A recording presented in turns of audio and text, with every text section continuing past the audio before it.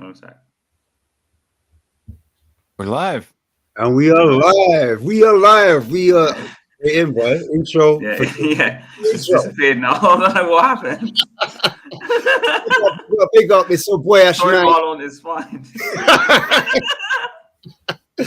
Bro, big up yourselves, guys. This is me, Ashmatic, live and direct. Some views and opinions coming up, and also some transfer talk. I've got my co-host alongside me, Mr. Haz.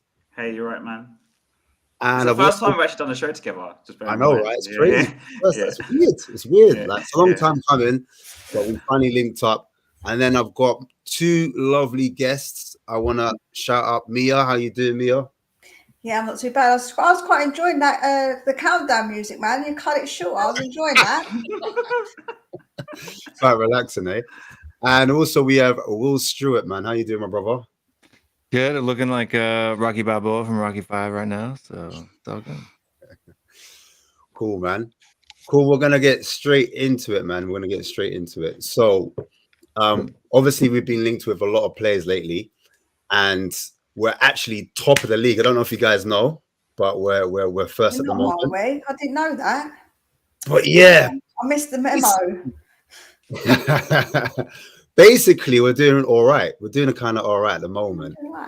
And I just wanted to get your views on whether or not we're in a title race. So I'm going to start with Mia. I'm going to start with you, actually. I'm going to start with Mia, and then I'm going to work my way around and get everyone else's views as well. Are we in a title race at the moment? No. I don't believe so. I think it's too early on. I think after 8 games, it's too early to judge. I think we have to play a bit more football before we get that. And also, after we've had a transfer window, will we get players in to strengthen our squad? Because our first 11 are good, but our squad isn't very strong. So for me, I don't think that's the case. We might be up there at the moment, but it doesn't take a lot for us to drop back down again, right? If we get an injury or if we lose a couple of games. So I don't think that we are. I think it's really, really early on to say, but I'm hopeful that in the future that we will be doing well. I'm not trying to be negative. I think that in the future, I've got hope in Ange, but for this season, it's too early for me to be saying we're in any kind of title challenge. Cool. Same question to you, Mr. Will Stewart. I mean, are we in one? We're in one until we aren't, right? If we're in one right now, it doesn't mean we'll be there in October, or in November. It doesn't mean we'll be there in May. It doesn't mean we'll be there in April, right? So for me, we're there until we aren't. Game at a time, day by day. The way that we're playing right now is positive, and the underlying numbers, I know I'm a statistic merchant, but the underlying numbers for me look promising and give me hope. So yeah, I think we're there until we're not. Okay, cool. Haz, what do you reckon? I'm with Mia. I think it's way too early to talk about title talk. I've been supporting Spurs all my life, so I know kind of how this goes. So I remember back in the early 2000s, we're actually top of the league after like 4 or 5 games, I remember, and I was really excited. And then I realized it's not going to happen. We've experienced this under Jose most recently when we were top of the league at Christmas, and we just completely collapsed, as people remember. So for me, the acid test is, if we're thereabouts in January and we actually go and do something in January, then maybe we could do something. But we're not in January yet, and we haven't got through the very tough Christmas schedule, which obviously everyone knows the lack of depth in our squad. Like, it might come to hurt us. We obviously don't know what's going to happen yet, but obviously we're doing well so far. And touch wood, we can keep on going. Yeah.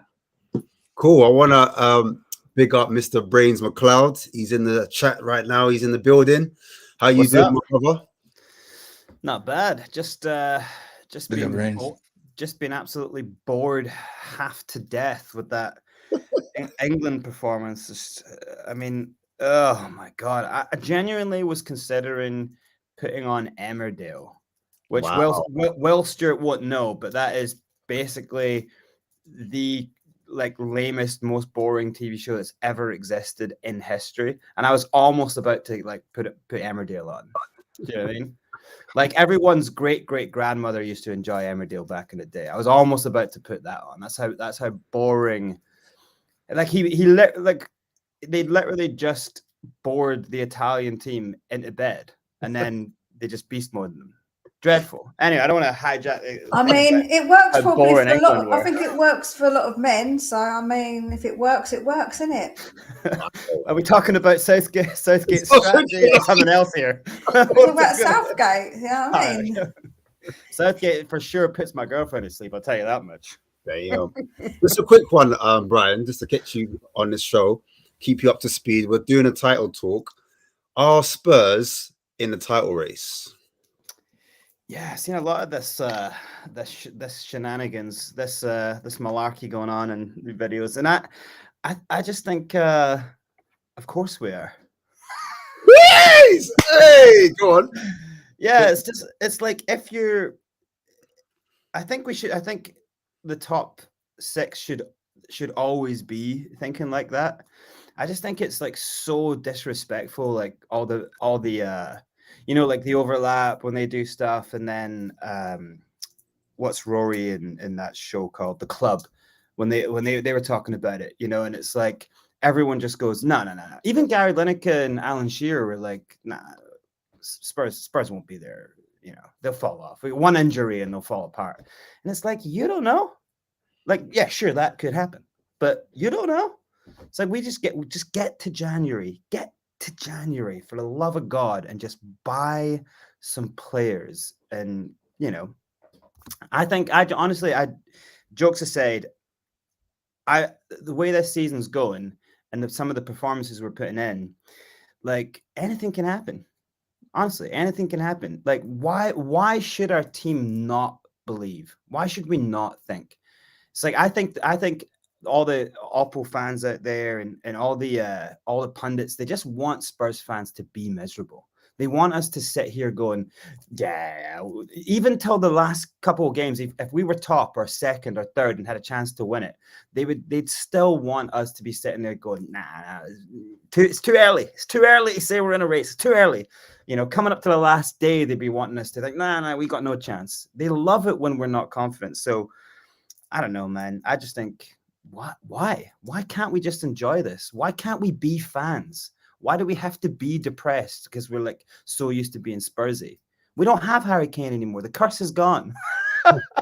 I'm just trying to cause a riot in the comments. This is one of my things, because Haz has already said, under Mourinho, we were pushing. Well, we were top actually going Christmas, yeah. But I feel There's like a little bit of an asterisk to that, though. It was a season that didn't start until mid-September, and we were only in game week 13 at the time. So it's not like we were almost halfway, really. Well, shut up, Will. Shut up. I'm just no, because a lot of people are putting it as, see, you were midway through the season under Jose and you fell off, right? Well, we weren't, right? We were 8 games or 7 games, 6 games away from mid-season, right? So yeah, and that's true. I was going to say, also it was the style of managers that didn't feel like style of it play was totally sustainable. You know what I mean? It was like, let's put everyone behind the ball, make a wall, and hope that the ball doesn't go in our net. It wasn't like, let's go and let's take it to everyone. Let's and then it was genuinely score one goal and lock it down. Yeah. I think what game really killed that title charge, if you want to call it, was when we lost to Liverpool away 2-1. West Ham, wasn't it? But I think Liverpool away, when we lost 2-1, that was when it kind of died. Yeah. Bowen for hit me, it the was the West post. Ham Yeah. draw. Yeah, The Bowen West hit the Ham post as draw where well. we were 3 goals up and they came back. and tied. 3-3, yeah. The one thing I will disagree when people say that this isn't sustainable because we're scoring goals last minute. I don't agree with that because we statistically, as Will likes statistics, had the most shots out of anybody in the Prem. So I do think that we're not just hitting and hoping all the time and not scoring the goals out of pure luck all the time. I don't think that's the truth. And when people say give that reason, I actually say I disagree with that completely. Yeah, and it's not just taking shots either. We have the third most shots on target as well as shots, yeah. and we also have the third most big chances created in the league, and the third highest MPXG, and all the stats. See, we're winning the race in all the stats. We're at the top of the league in all the stats. But what I was going to say, guys, just real quick, under Conte, I know he gets a lot of stick from our fan base. Oh, not that guy. Not that guy again. It's the style of football, I'd say, that people disagreed with. But after the first 9 games, he was undefeated. And at the moment, we're undefeated in the first 8 games. And also, when he took over, it was, the second season, he took over in a World Cup season. So when you've got a World Cup in the middle of the season, that can disrupt the flow. Not just that, we had injuries to Bentancur, who was essential for our midfield. We had an injury to Lloris as well. The centre-back pairing. If Conte inherited maybe some of these centre-backs that was blessed with pace, would it be a different conversation? Also, he had like open heart surgery. I joke, not open heart surgery, but he had surgery because of his the amount of stress he was going through the amount of people he lost as well. So at that point, when he actually did leave, we were actually third. So what I'm trying to say is, this team that Ange has inherited, are they technically a third place team now trying to push on with, we fixed the centre-back position. We've also been longing for a defensive midfielder that can do well. Basuma's done that. We were looking for a creative mid. That's been fixed as well. And so we were looking for that fullback situation as well. When you look at Porro, we were looking at Emerson Royal. We need a fullback that can defend and attack. And now all of a sudden, you stick Porro in there and he can do both. The team's starting to look a little bit different. We never had a left back before, and all of a sudden, we've got an Udogie. And you put all of those things into the mix, and a team that's playing front-footed football. And is there a surprise that we're top of the table? I mean, a lot like Brain said before, there's top 6, but if you are in a top 6 mix, should you not be pushing for at least top 4? Or if not, should you not be pushing for a title? I know a lot of fans are saying it's too early, but as fans, are we allowed to be like? Ash, do you know what the crazy thing is? Like, they're saying it's too early, but this is only like a few months that this manager's had this team. Right. Like, how do you not think, well, give him a few more months and everything gets stronger? The theories and the style of play gets more embedded. They do it better. This is a team that's kind of not been together all that long as this kind of squad with this manager, a whole new style of play, and he's empowered them to do this well this early. Then surely the thinking goes, give them a bit more time and they do better together. They know each other better. They know each other, how they move off the ball better. That's why I'm really excited about it, because I just see Ange isn't sitting there going, oh yeah, all these guys they're totally right. I don't know what I'm doing, Like he just seems like he's like, just give me time, like give them, they'll just get better and better and better. The under 21s will be training in this style, so players coming in can be embedded into the team straight away. I'm not that confident in, because I don't know who was involved in the window. I don't know who the new guy coming in. Like, I think we really need certain buys to bolster certain positions. But that's it. That's the only thing people can say about us right now. One injury and you fall apart. All right. Do they know how good our centre back, kids are? Do they know how? Do they know what we got? Can we get to January and get some extra players in? Like, say we don't get the injury. Just to add on to that, and I'll circle around to everyone so everyone gets a fair piece. I want to know everyone's favorite team that they enjoyed watching Spurs. Like, what was your favorite manager? What did the team sheet look like? Who was your favorite players? I'll start with Mia again. Mia, what was your favorite team you enjoyed watching? Oh, do you know what? It's really difficult because it would probably be when we had Gareth Bale, man. I loved it when we had Gareth Bale because I think Gareth Bale, although we weren't that great at the time, but we obviously started getting into the Champions League, and that me was a big thing because obviously in my lifetime of watching Spurs, no, that hadn't happened. So I think probably that team I enjoyed purely because I enjoyed watching Gareth Bale, although we didn't have the greatest of teams.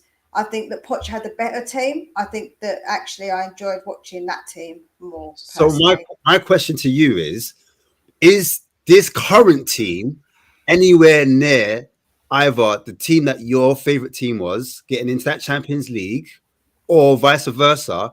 Is it on the same level as a Poch team that you said that was the best team that we ever had? Oh, Position for position, looking at what they had, and also on the bench, what we're considering as well. I think it's probably pretty equal to Poch's because we had a great starting 11, but our bench wasn't that strong. Slightly even because we had Ericsson, so now we've got Maddison. I think that it's probably quite similar to the Poch team. I would say probably on par because I do think, although we haven't got Harry Kane, we've got Sonny now scoring. We don't know obviously how many goals he's going to score. But I think it's probably even because there's probably some parts that are stronger in this team now and some that are a little bit stronger. So I think it's about evens, in my personal opinion. So has the same to you as well. Obviously, you could bring us down to the ground a little bit more. What's your view on things? Who was your favorite team, and how far off is this team from replicating, that level? And I'm talking about the first 11 and the bench as well. So I'm in the minority with this. I preferred Redknapp's side to Poch's to watch aesthetically.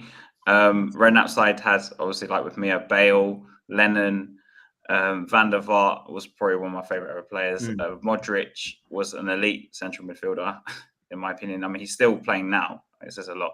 And then obviously you had Ledley King still playing back then. He didn't play every week, but King was still there, along with like either Kabul, who came back and played amazingly under Redknapp, despite obviously his first spell. And obviously our defense that time was a bit, Walker just broke through actually in 2012 or something. And so that team for me was like the best I've seen aesthetically speaking. But how close is this team to that? Obviously Harry Redknapp was my favorite manager, as I've already just said that. But I actually think this team is more close, and people will probably disagree with this, to more Joel's sides back in like 06, where they were very functional, but you kind of lack just that little bit. Because I think with this team, even though it's very good, it's still very early days. We just need, if we had like one elite player, I think I'd be having a different opinion about a title race. But we don't seem to have that, like a Bale or just someone. Because I think with Redknapp's side, I felt like it could achieve anything. If you bought 2 or 3 players, you could achieve anything with that team. I know a lot of people thought about Poch's team, and you could do that with Poch's team. You could argue that, but I'm one of the people who think Poch and Redknapp weren't that much different. The times they spent at Spurs weren't that much different. But is Maddison not elite, or Mickey van der Ven not elite in your opinion? As much as I love Van der Ven and Maddison, I don't think they're the top players. You don't think that Sonny's a top player? Not anymore. Interesting. Well, let's go to you.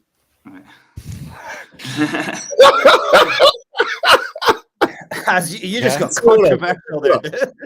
Has just dropped the bomb. It was like, no, catch you guys later. High scoring striker in the month of September. I mean, that's all I'm going to say. Yeah, for me, I'm going to go with it's got to be, I want to say 16, 17 Pochettino. I didn't start watching Spurs until 2012-2013 season, so that's like the tail end of Redknapp, so I didn't get to see a whole lot of that. I missed the Bale the main bail time. I came over with Dempsey, so you can blame him for that. You can blame Clint Dempsey for cursing Spurs fan base with myself. And then, so yeah, I mean, for me, you get that was Son, Ali, Erickson, Ali, a good Ali. I think our midfield then was really good too. Karen Trippier, it was a little bit past the Rose Walker days, but I still think that particular season for me, along with the 15-16 season, were just, I think, the top that we've seen, I think, in the past 20-30 years from Tottenham, as far as continual, consistent, quality football and results, right? I mean, we hit 86 points, the season before that. And it was that, for me, was when we were winning more games than we weren't. And, teams were afraid to play us. And how does that compare to the current team that we're on now? I mean, it's still early, and I think that there's still holes. I mean, the bench for me even then was a little bit thicker than it is now.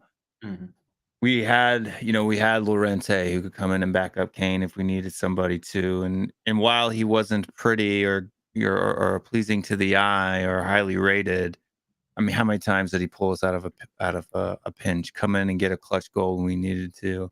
I mean, even his buttocks was playing for us in that Champions League run in the 18-19 season, right? So it's for me that's where we're going to need, and we're not going to need good players. Like, we didn't have great players on the bench then, right? But we had players like Lamella that if you needed somebody to come on and make an impact, they were going to make an impact. At least if it's Arsenal, he's going to get a Rabona at least once a year, right? You don't know when, but it's going to happen at least once. But you would have to, we really need to find 2 to 3 players, I think, in this January, if we really want to be taken serious, and we want to make an FA Cup run. But right now, I think our 11, I think our spine, I think you got Son, Madison, Basuma. Basuma, for me, I like to call him Baby Dembele, because he's showing infantile levels of Musa Dembele from that Pochettino era. I think Madison's way better than Erickson ever was. I think Christian Romero right now is better than Toby Alderweireld was. I don't think Mickey van de Ven is at a Jan Vertonghen level yet, but he's getting better and better and better every week. That's the only one I disagree. I think he's better. The stuff I see in Mickey van de Ven, I don't think I ever saw in Vertonghen. The speed, you definitely know Vertonghen never had Mickey van de Ven's speed. It's like, right? For me, I disagree with the Romero thing. I think Alderweireld is leagues above Romero. No, I don't know about that. I don't. I think consistency for me, right now. I think Messi might actually be right. I think Romero might be one of the best defenders in the world right now. Yeah, for me, one of my favorite defenders of all time were guys like Ramos and Cellini, although he talked crap about us. Pepe, right? That kind of aggressive defender. I know you're talking. Get it done every day. Like, you never see steady Eddie defenders, and this is why I always banter Arsenal fans with Romero is better than Saliba, although I absolutely believe that he is. It's because go watch a Saliba highlight reel and see if it's just like the England-Italy game. You'll fall asleep, right? It's literally nothing exciting. There's no long diagonal balls hitting people in stride. There's no bone-crushing tackles. And yeah, that gets you yellow cards, but yellow cards really hurt the team. Sometimes yellow cards can be good things. There are tactical yellows that are actually good for the team, right? You're preventing a goal-scoring opportunity. And then there are people say, but yeah, if you're really good at defending, you shouldn't have to do that. Bull crap, right? Romero was considered a legend. Pepe is considered a legend. Cellini's considered a legend. And they were some of the most aggressive center backs that ever played the game. And to be fair, Romero this season, so far, hasn't actually got that many cards, has he? He's been very good. He's got 2 so far, 2. There we go. Yeah. He went the first 4 games without even getting That a whistle looks- blown on him. So Yeah. you know, I think with But- Alderweireld, though, the reason I think I'm such a massive fan of defenders like that is I felt like he brought a massive calmness to our back line in that time, and he kind of tied it all together. Because obviously Jan, for me, I'm one of the minority here that I prefer Toby to Jan, but I'm probably in the minority.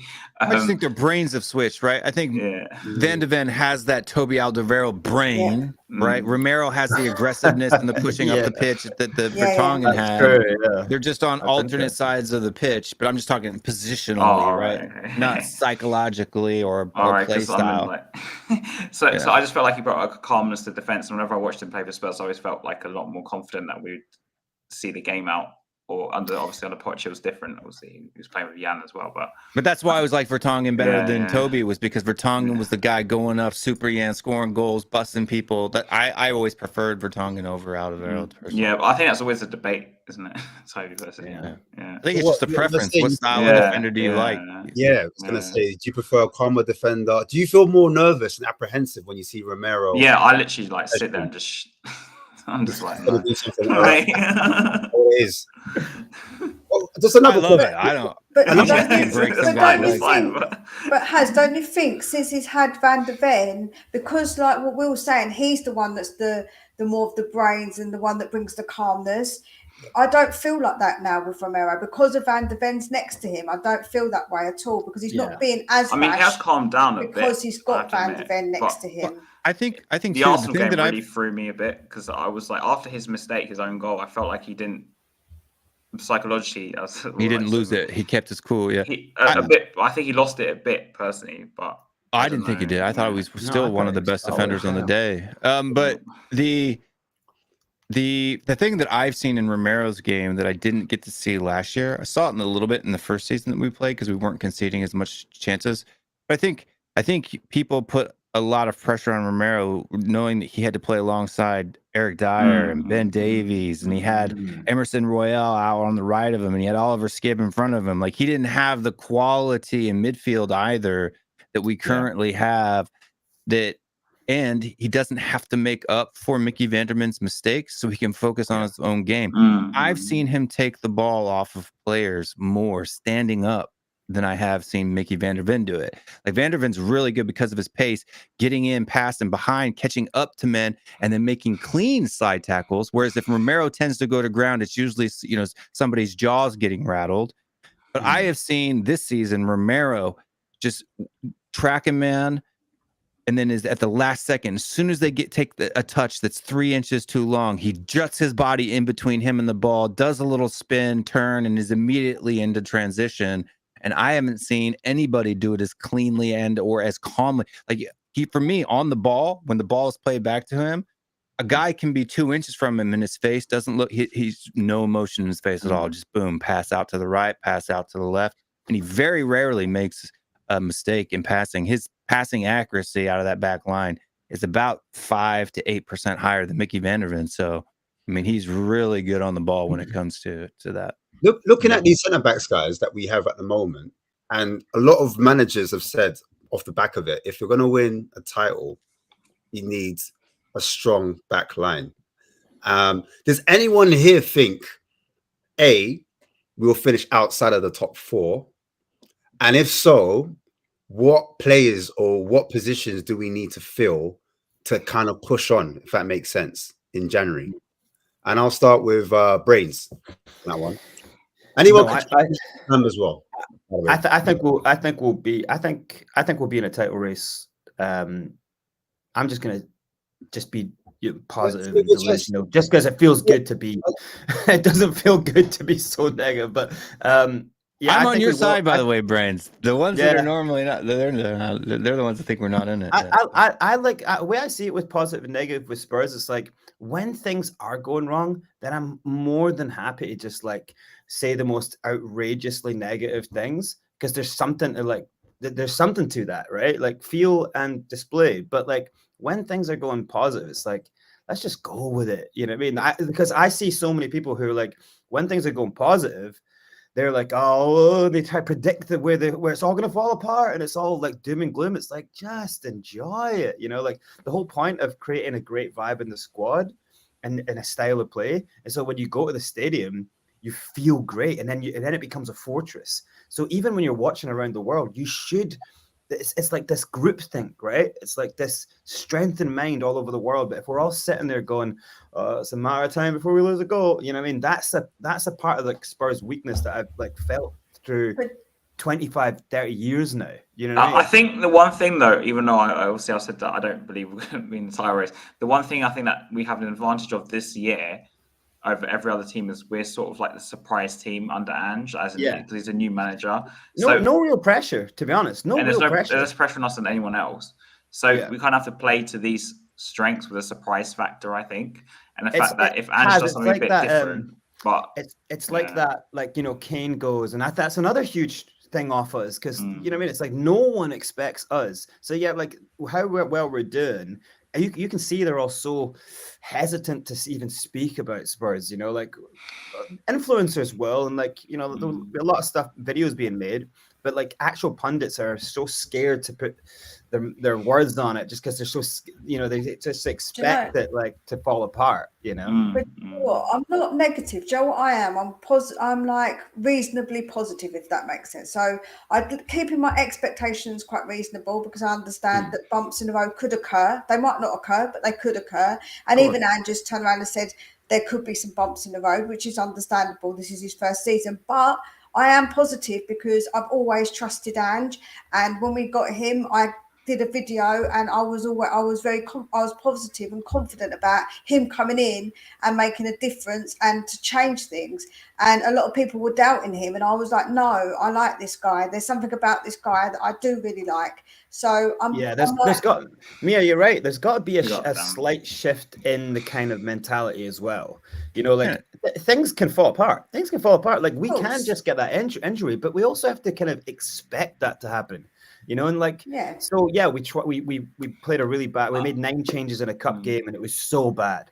But I wouldn't expect that to always happen. Like if Madison's out, I'd hope at some point either Gio is going to step up, or that someone else can play there. Like put Bissouma. I think Bissouma can play at 10. By the way, I think Bissouma can play all over the park if he wanted to. He's that kind of talent. You know, but it's just like, who else do you move around? You can put Højbjerg behind and put Bissouma in the 10. You're probably not going to lose that much, you know.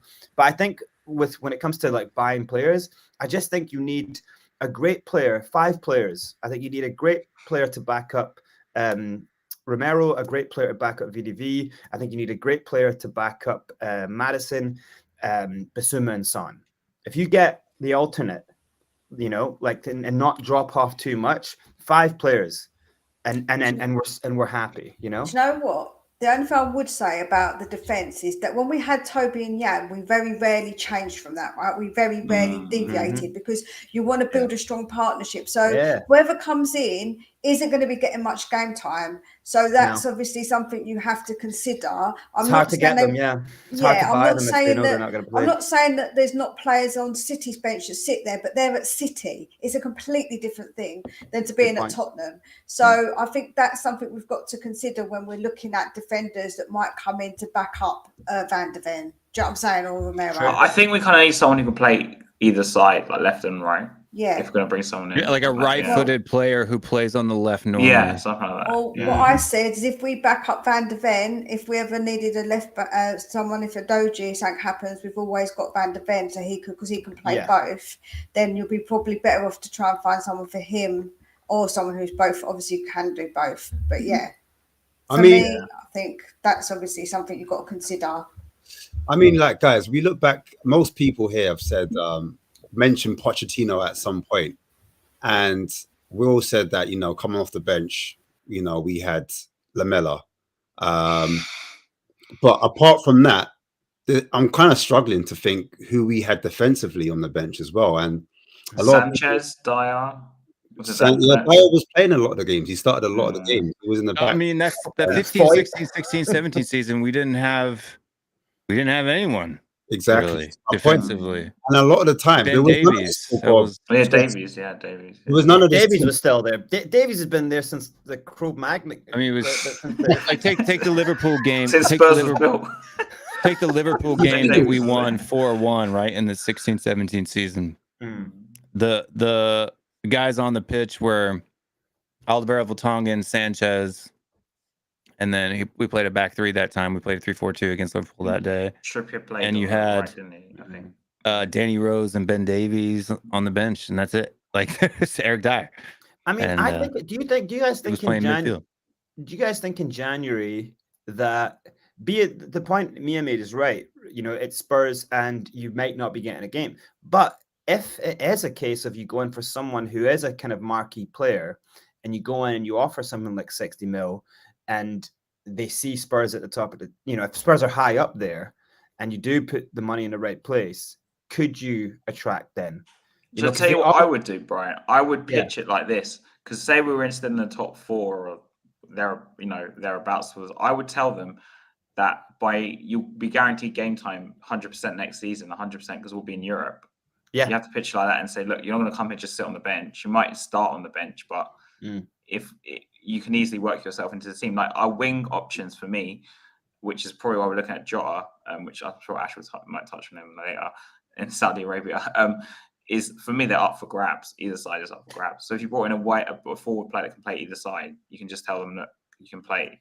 You know what? We might as well go into it. Is this the transfer show? Yeah.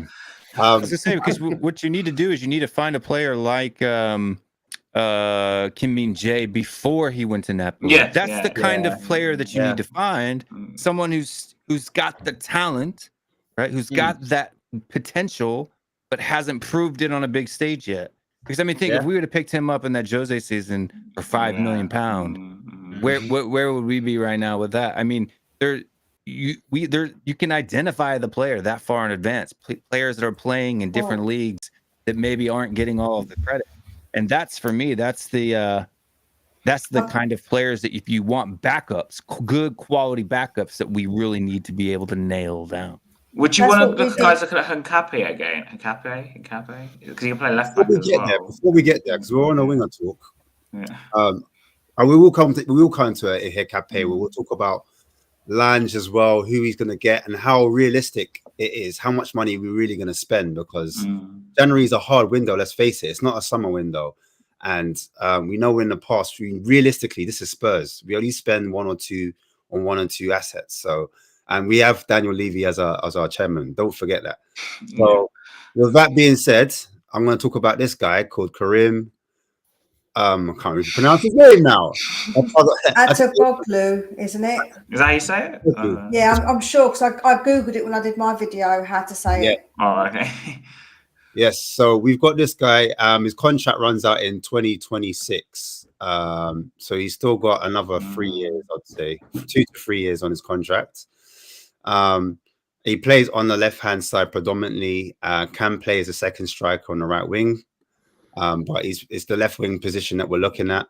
His heat map shows that on the left. Well, obviously we know that Solomon's out. We know that Perisic is out, so there could potentially be a space on that left-hand side, even though we have seen Richarlison and Johnson there. But I feel that the reason why they were deployed there is because we had the injuries there in that position. So yeah, on that side, I'll just go to this season. This season, he scored 3 goals and he's got 4 assists. He's created 6 big chances for his teams as well. And you can see that he's got 2.73 expected assists. So he's creating loads of chances per game for his teammates as well. Just to go on talking that further, here's his goal threat. There he is scoring a free kick, top corner. You can see he's got the bend on it. There he is peeling away from the defender, finishing the chance there, right in the keeper, finishing his dinner.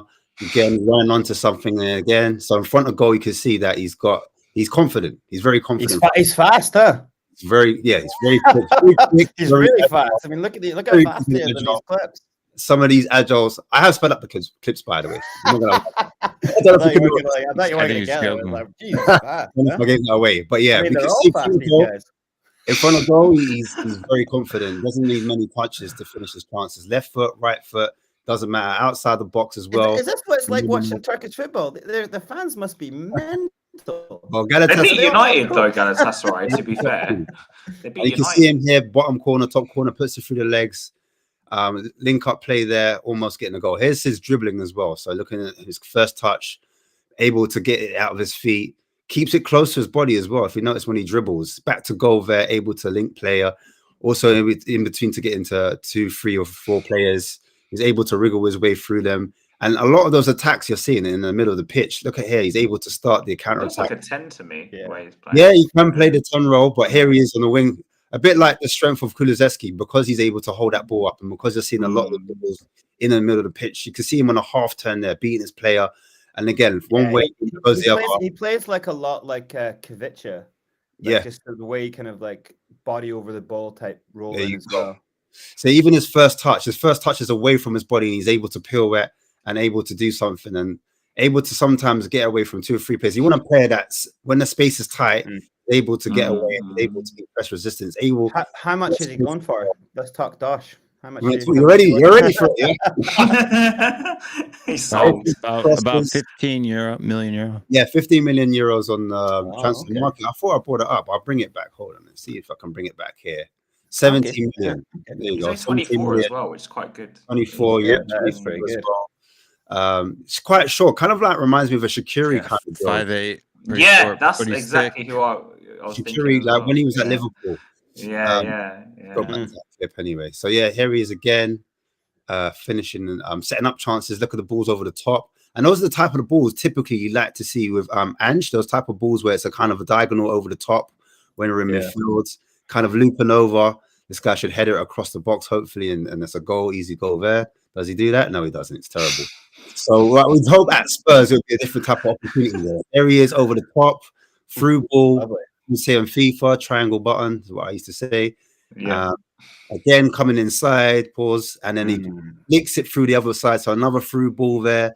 He should be finishing that dinner right there. Also set pieces, able to cross it with his right foot, and then someone very creative. Like I like players like this who are like, maybe wide players, but they can play on either side, but also they could play 10s. If like Maddison can't play, he's a 10. I love that stuff. But to be honest, Jota has a lot of the same type of style that this guy plays as well. He also could play in a 10. I think it's because I read that Ange wants sort of players that can play almost 2 or 3 different roles in the same team in different attack styles and stuff like that. He wants like a versatile. When you look at players like this, I was reading or something like that. Yeah. When you look at players like this, and then you think of like who are starting wingers, you got Brendan Johnson, you got Kulu, and then you look at the players who could come on. It's like Brian Hill is never going to be at that level. You know what I mean? It's just not that guy. I still want to give him another shot personally. But I wouldn't mind seeing him, but just from seeing the type of. Even when he went away and he was doing better, you could see that he was still the same type of player. It was just like the level dropped, Just don't think he's the type of guy. I mean, he had like 1 goal and assist in his whole entire time in Spain, right? So I mean, I'm more disappointed in Solomon personally, but even Solomon is like, I just don't think is that kind of get the ball and like drive. This guy and players like that are like give me the ball all the time. They're like, give me the ball. Like, they never look scared, But sometimes you give a ball to Solomon, he's just looking for the back pass back. Like, I'm too. When I watched him against Liverpool, I thought that was the game. I was telling one of my friends we should bring him on now because I was at the game. We brought him on. I was like, this is a game for Solomon. Please, this is your match because they had the 2 less players, 1 less player. I can't remember at the time. But he did nothing. He literally did nothing. Yeah. He was running around, passing it backwards for the rest of the game. But looking at this fella from Galatasaray, I'm not going to even attempt to pronounce his last name, so I'll just call him Kareem. Shooting wise, he's pretty clinical. Yeah. There's a lot of data that SofaScore doesn't give it. Unfortunately, he plays in Turkey, so we don't have all the data because Opta doesn't like to play in that realm. But his goal to shot on target ratio is literally 1/100th less than Son's, and Son is about 150% more clinical for goals to shot on target than even Erling Haaland is. Right, so that's very clinical. And this goes back to my point as well. Sorry to interrupt you, Will. You can carry on afterwards. I was just going to add on to this point. We're not really going to be looking for big transfers like a a No. Sane, Sane that used to play for Man City. That's He would playing be 5 dirty. million right now. Yeah. Well, obviously he's got 1 year left in his contract. So I know what Levy would like to do. If a player's on 1 year left in his contract, then he's kind of in the market for that player. But I just feel like because we're in that process where, like you said before as well, we don't always want to get the player that's kind of big right now. But we want to get the player before they become a superstar, like a Matoma that they found in J-League. So maybe we can get a player that's a similar age, 24, the right age bracket, that can play on either wing as well, has a different profile to maybe what we have already. And as you were saying before, in front of goal, they're clinical, because the argument I'm going to bring in now, and you can go back to your point as well afterwards, but I'm just going to throw it out there quickly. You look at someone like Richarlison, right? And a lot of people would argue, what is his best position? Is it up front or is it on the left? At Watford, he was deployed on the left. I think that's where a lot of people were singing his praises. At Everton, again, he was at the left, and DCL was up top as a striker, and that's when he was doing most damage. But for Brazil, he's the number 9. So then you have this whole dilemma where you have half a Spurs fan base saying, well, Richarlison's not being played in his position, he's a 9. And then the other half are saying he should be played on his left. And then the other half are saying he's no good, we need to get rid. Do you know what I mean? So I've got a question, because obviously confused with the math, but I don't know. We saw obviously Johnson came for 50 million.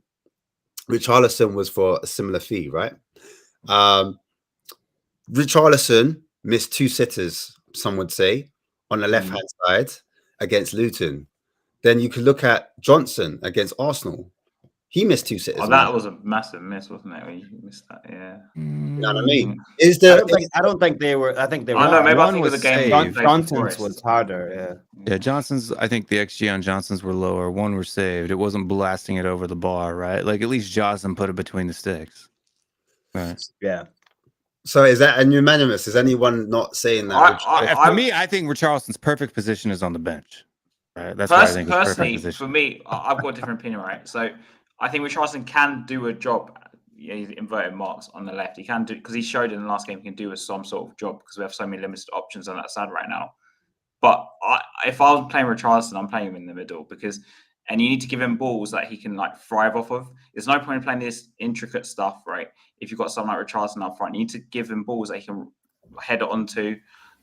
Balls like, if you look at his goals for Brazil, it's instinctive finishing, right? So you need to give him crosses which are like some mid height and stuff like that. They can go on to, like, if you give a striker proper supply, it's like with Son this season, I think he's got very good supply from Maddison, which is why he's scoring so many goals.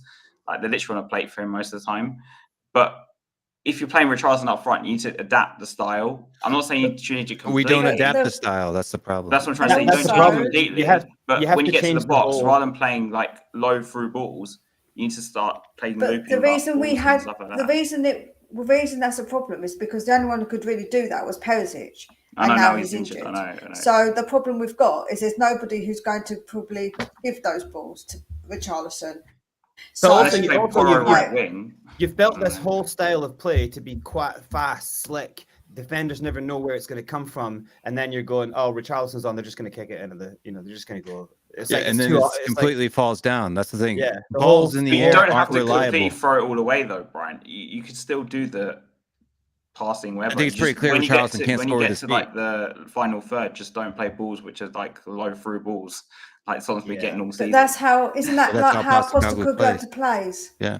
Yeah. Kyoku over at Celtic is 5'8", right? Yeah. Not an aerial player. All those balls were to the byline, back to the center spot on the ground. I didn't watch him at Celtic, so I don't know. But the way Kulu scored his, like, get to the front post, tipping it in, the Sonny's goals, that's Postecoglou's style. Son's goals versus Arsenal. His first goal versus Arsenal is the Postecoglou. That's how Postecoglou wants it. First goal at Arsenal, Kulusevski goal. Son's first goal in that hat trick against Burnley. The goal versus Liverpool. That's how Postecoglou wants the team to score. Yeah. And there's a lot of training. There's a lot of training, and there's a lot of building up in training to play this style. And it's not easy to get all these players. I know, but all you have to change for me is just the final ball. That's all it is. Would anyone say? I think all you have to change is get Richarlison at the club and get a really good striker. I just wouldn't want to waste a striker like that who's doing bits for Brazil. And he's not doing bits for Brazil. He's not even doing bits for Brazil anymore. Now that even the Brazil, he scored 8 goals for Brazil in his whole entire career. I really wanted him for me, to I come saw what good. he did in the World Cup, and I'm like, this guy needs to. What did he do in the World Cup? 2 moments. I wanted. Listen, I was somebody who really wanted Richarlison to come good. Listen, I like Richarlison. I think he's a nice guy. But at the end of the day, we need goals, and the fact that he's not getting those goals when we had those opportunities is just showing that he hasn't got what it takes. For me, you could argue. But hold on, I haven't really spoken much. Please let me speak. But the problem we've got is that he's obviously got this thing as well where he feels some pressure as well, maybe, and he's making it difficult also for himself. But has he got that quality to come through this? I don't know if we've got time to give him that, to allow that, because at the end of the day, we want what's best for the team, and what's best for the team for me is probably there's young strikers out there. I've been talking about myself because I've been looking them up when I'm doing my videos. There's some really good young strikers out there that we could get that could do better, and they are doing better statistically than what Richarlison is now. Yeah. I would just like to add to that because I haven't to the point on Richarlison where I stand on it. And for me, Richarlison, he's a type of striker where I feel like a racehorse. He needs everything in front of him, like like someone like a horse got their blinkers on and it's want to run forward like that. That's why I see Richarlison like that.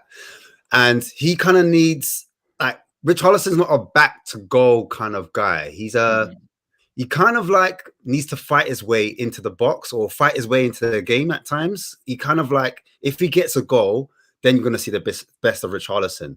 But if he doesn't get a goal and he's not in the game, then he doesn't really offer much else, if that makes sense. Especially as a number 9, because for me, as a number 9, if your back's to goal, you have to have some type of hold-up play to bring the wingers into play or create space for your midfielders, and you just lay it off, do a nice little touch. For me, he's not consistent enough when he receives that ball into feet and then makes a little square pass and then runs off and does a triangle. He's quite one-dimensional, in my opinion. Like, I could be wrong, but from what I've seen, he likes to run into the 6-yard box. He doesn't kind of peel off, and Brains and Will both said it. He doesn't attack the near post or the back post unless it's in the air. Then it's different. But where we don't have that kind of winger that kind of crosses it like that, we kind of do the cutback thing, if that makes sense. And that's where we get a lot of our chances through the cutbacks. Madison's done it numerous amount of times, and Son's got a slightly higher one. He's got a better IQ for me. He's got a better football IQ. Oh yeah, in that box to know. Son is an elite player. Like, even just how his mind works, how Son will do so much stuff off the ball that makes the game work. If you just watch Madison, I'm a striker, so sometimes I just watch him, and it's all wrong, especially for this style of play. Like, he doesn't predict, he doesn't push into his player and then come short 2 yards to just do one little touch to be a part of a big move. His whole entire mind is like, how can I get the ball and score? And it's like, dude, but that's not. It's like, we're not playing that way of football. We're playing pass, move. We're playing shapes. We're completing triangles until the defense are so confused where the striker is. If you watch Sonny, he does the same thing as Kyogo does, where he ghosts. He walks around the defender. He kind of drifts out. The defender's kind of trying to watch him, but he's like, oh, he's not in a dangerous thing. He's hanging offside. Then he all of a sudden comes on side. Then he switches. Whereas most of the time, Richarlison is trying to stay on side so much, and then he just gets, too scared. And I'm going for it, and then he's offside. He's just so unconfident in all of the proficient areas of playing as a striker right now. He might have been good at it once, but he's just not there anymore.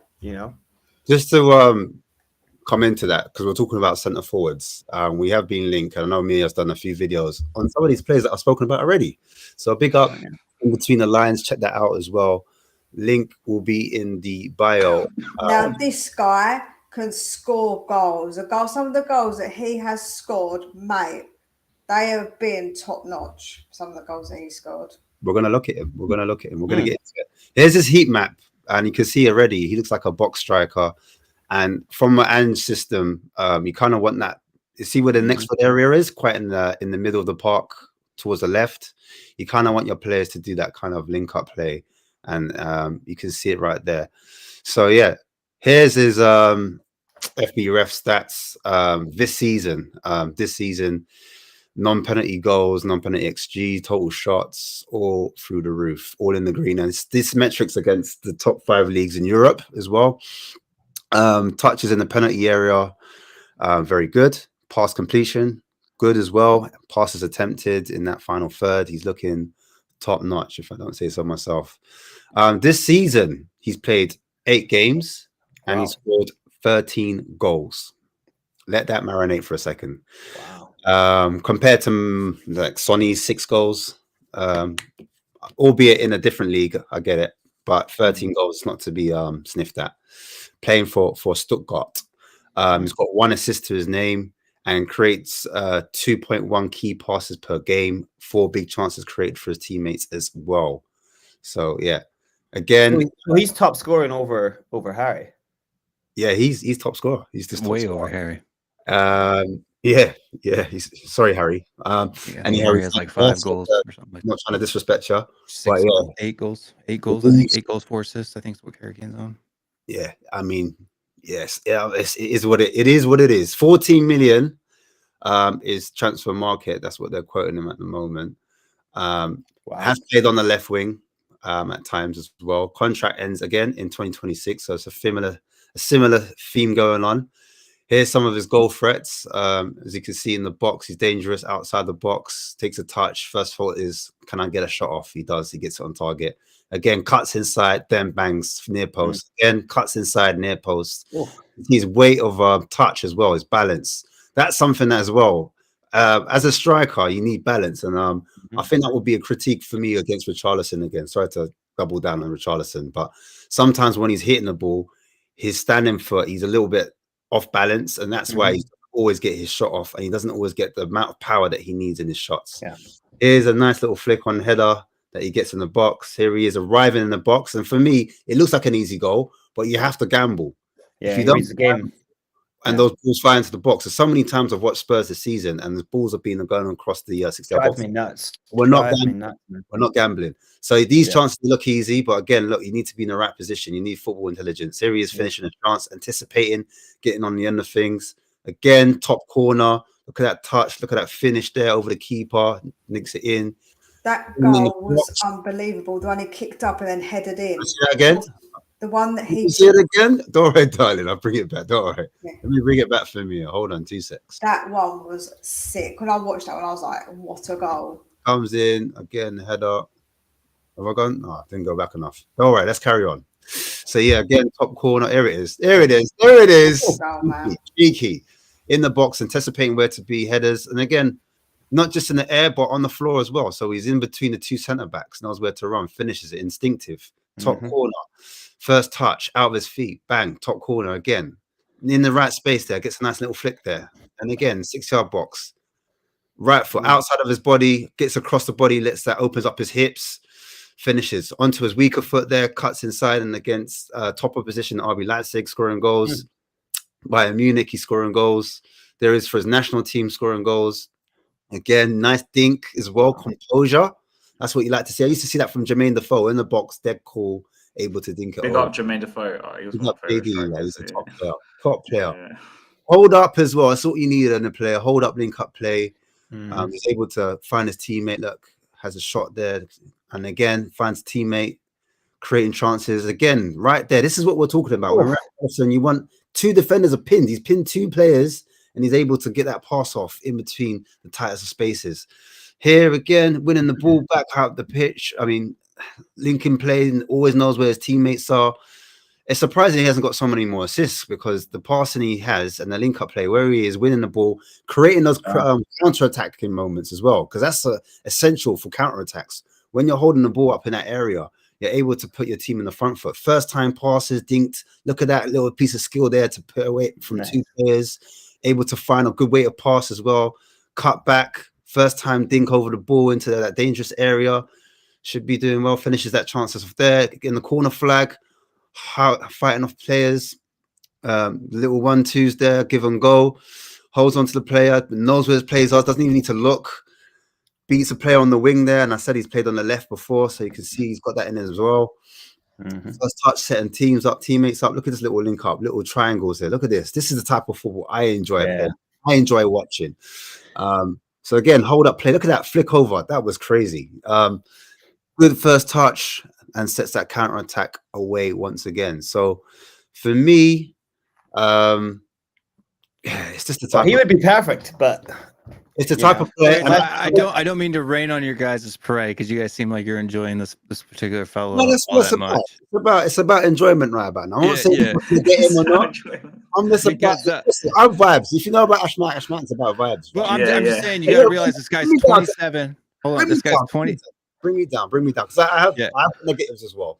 Yes, this guy's 27. He's been playing professionally since he was 17. That's correct. He's never played more than 20 games in a season, like the full 90s. Correct. The most goals he's ever scored in his entire career is this season right now in 8 games. Correct. Right. Correct.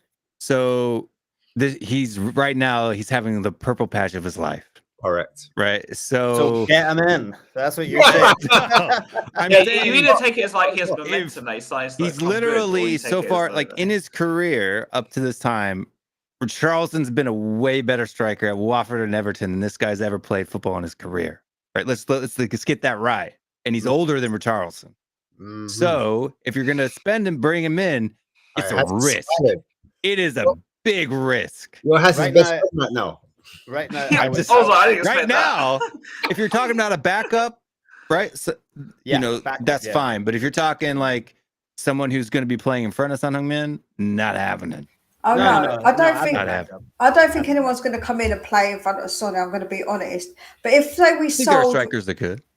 I think that I don't know if we're going to do that. But I think that for me, if we sold Charleston say for 30 million and we brought in two other attacking players who were worth that much, is it not? If we know that they are good, or we feel statistically they look at him and say he's good, and he gets the okay from Ange, and but statistically he's not right. That's what I'm saying. Well, the numbers aren't. I'm not saying particularly Grassy. I'm just saying in general.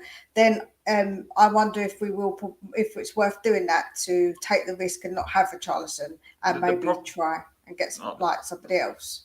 Because we've got that Jimenez as well. Jimenez is a young player. I think a much better option. He's brilliant, but a lot of teams are after him.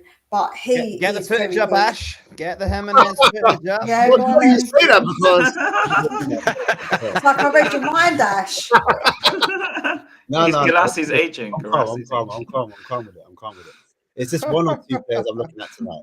But like with the whole thing, we need to be planning from now. I know you probably disagree with me. We need to plan from now because of Son's age to go out and buy someone to replace him.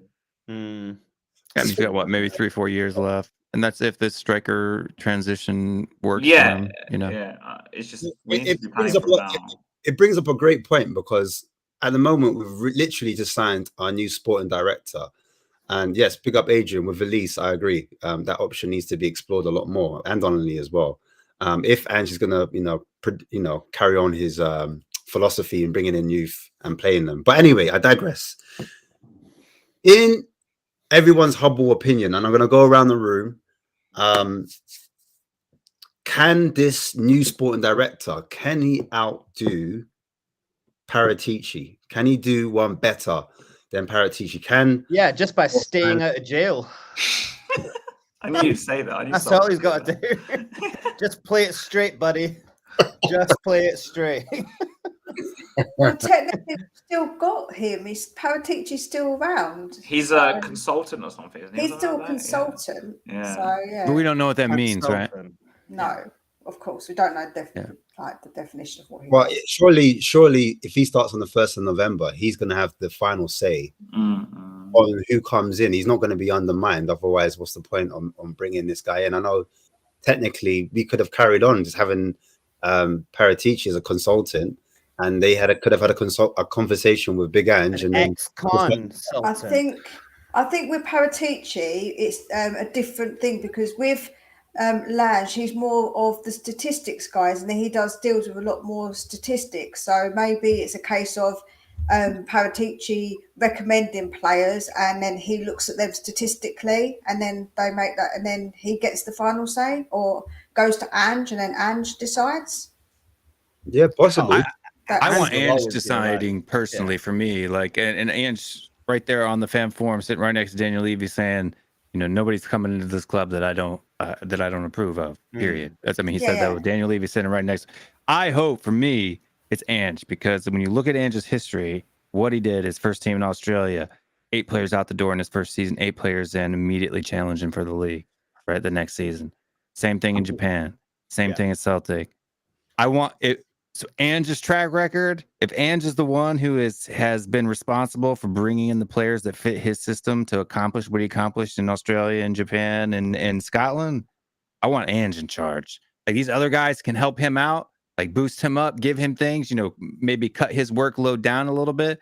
I don't even want them scratching names off a list if Ange hasn't seen them yet, right? Like, I don't want them doing nothing. I don't want Paratici doing nothing. I don't want Daniel Levy doing nothing. I want Ange Postecoglou to be the big stick there, and he's the one that walking around saying, "This is my list. Now you guys go figure out how to make the money work." And that's all I want. The thing is, like, these sporting directors and consultants, I don't know how to use that, they might come to Ange, or especially sporting director, and suggest a player or show these statistics or highlight reels. I don't know how they do it. And then he might say, oh, yes or no to that player. Because I know, obviously, in previous managers have been, say, offered players, and they just said no. So as long as Ange gets the final say in terms of, oh, do you want this player or not? That's fine with me. But this sporting director, I know, I'm not a massive Villa fan, but I know he's done some good stuff at Villa, and he has got an eye for players and getting deals done. So I think he could do well, and I think he will do better than Paratici. But has he done well? Has he? I mean, who's he brought in that you think, oh my goodness, he's done an amazing job? Because if we look at, for example, Emi Martinez, or if we look at, he was really keen that deal, by the way, the Martinez deal. Yeah. So I really wanted Martinez. Martinez, Diaby, Bailey, like, he got a lot of deals done that I think were above Aston Villa's level at the time. Yeah. Do you think? But wasn't DRB this season? Wasn't DRB for the sporting director that's in there now? Yeah, but they've been linked with him for a while. They've been working on him for a while. This might have been the season that they got it over the line. But so ultimately, I don't know. I don't know. I would be lying if I said I knew every single player that he's been dealt with. What I do know is I've been impressed with Aston Villa over the past 3 years, how they're able to get these names to go play for Villa. Yeah. Right. And if he's the guy that's responsible for that, I think that's better than not. Look, anything's better than Daniel Levy picking the players, right? So yeah. Ash, I'm going to bounce off. I think I've got flu going on and my throat's getting scratchy, but absolute pleasure chatting with you a lot, and I'll tune in as well while I'm sucking down a lemsip. So thanks for having me. Everyone keep going. Well, keep going with your stuff. Always check the stuff out, and I'll check out more of your beer, and I'll speak to you guys soon. Some lemon and honey. Lemon and honey is good for you. When you've got I'm going to get on it. I'm killing these sweets. Yeah. Next one, folks. Keep it soon. See you soon. Yeah, Brian. Cool. All right, guys. So obviously we've been linked, just to move off from that topic real quick, because I felt like we're all in unison where everybody knows Ange is going to have the final say. He's going to have the number one say. Ooh, okay. Well, I'm trying to fix the thing because it's anyway. That's all right. I think because there's no banner at the bottom. That's probably what it's messing me up. Yeah. Cool. Yeah. I was going to say, like, we've been linked with a few other players, but before I get into that, would you guys keep Højbjerg or sell Højbjerg? Because he's being linked away this January, in fact. So I want to get you guys' thoughts on it. Højbjerg, is he a stayer? And the quote is as well, the price apparently is around 30 million euros or 26 million pounds. Would you guys let Højbjerg go for that price? Anyone can jump in at any point. Okay, do you want to go first, Mia?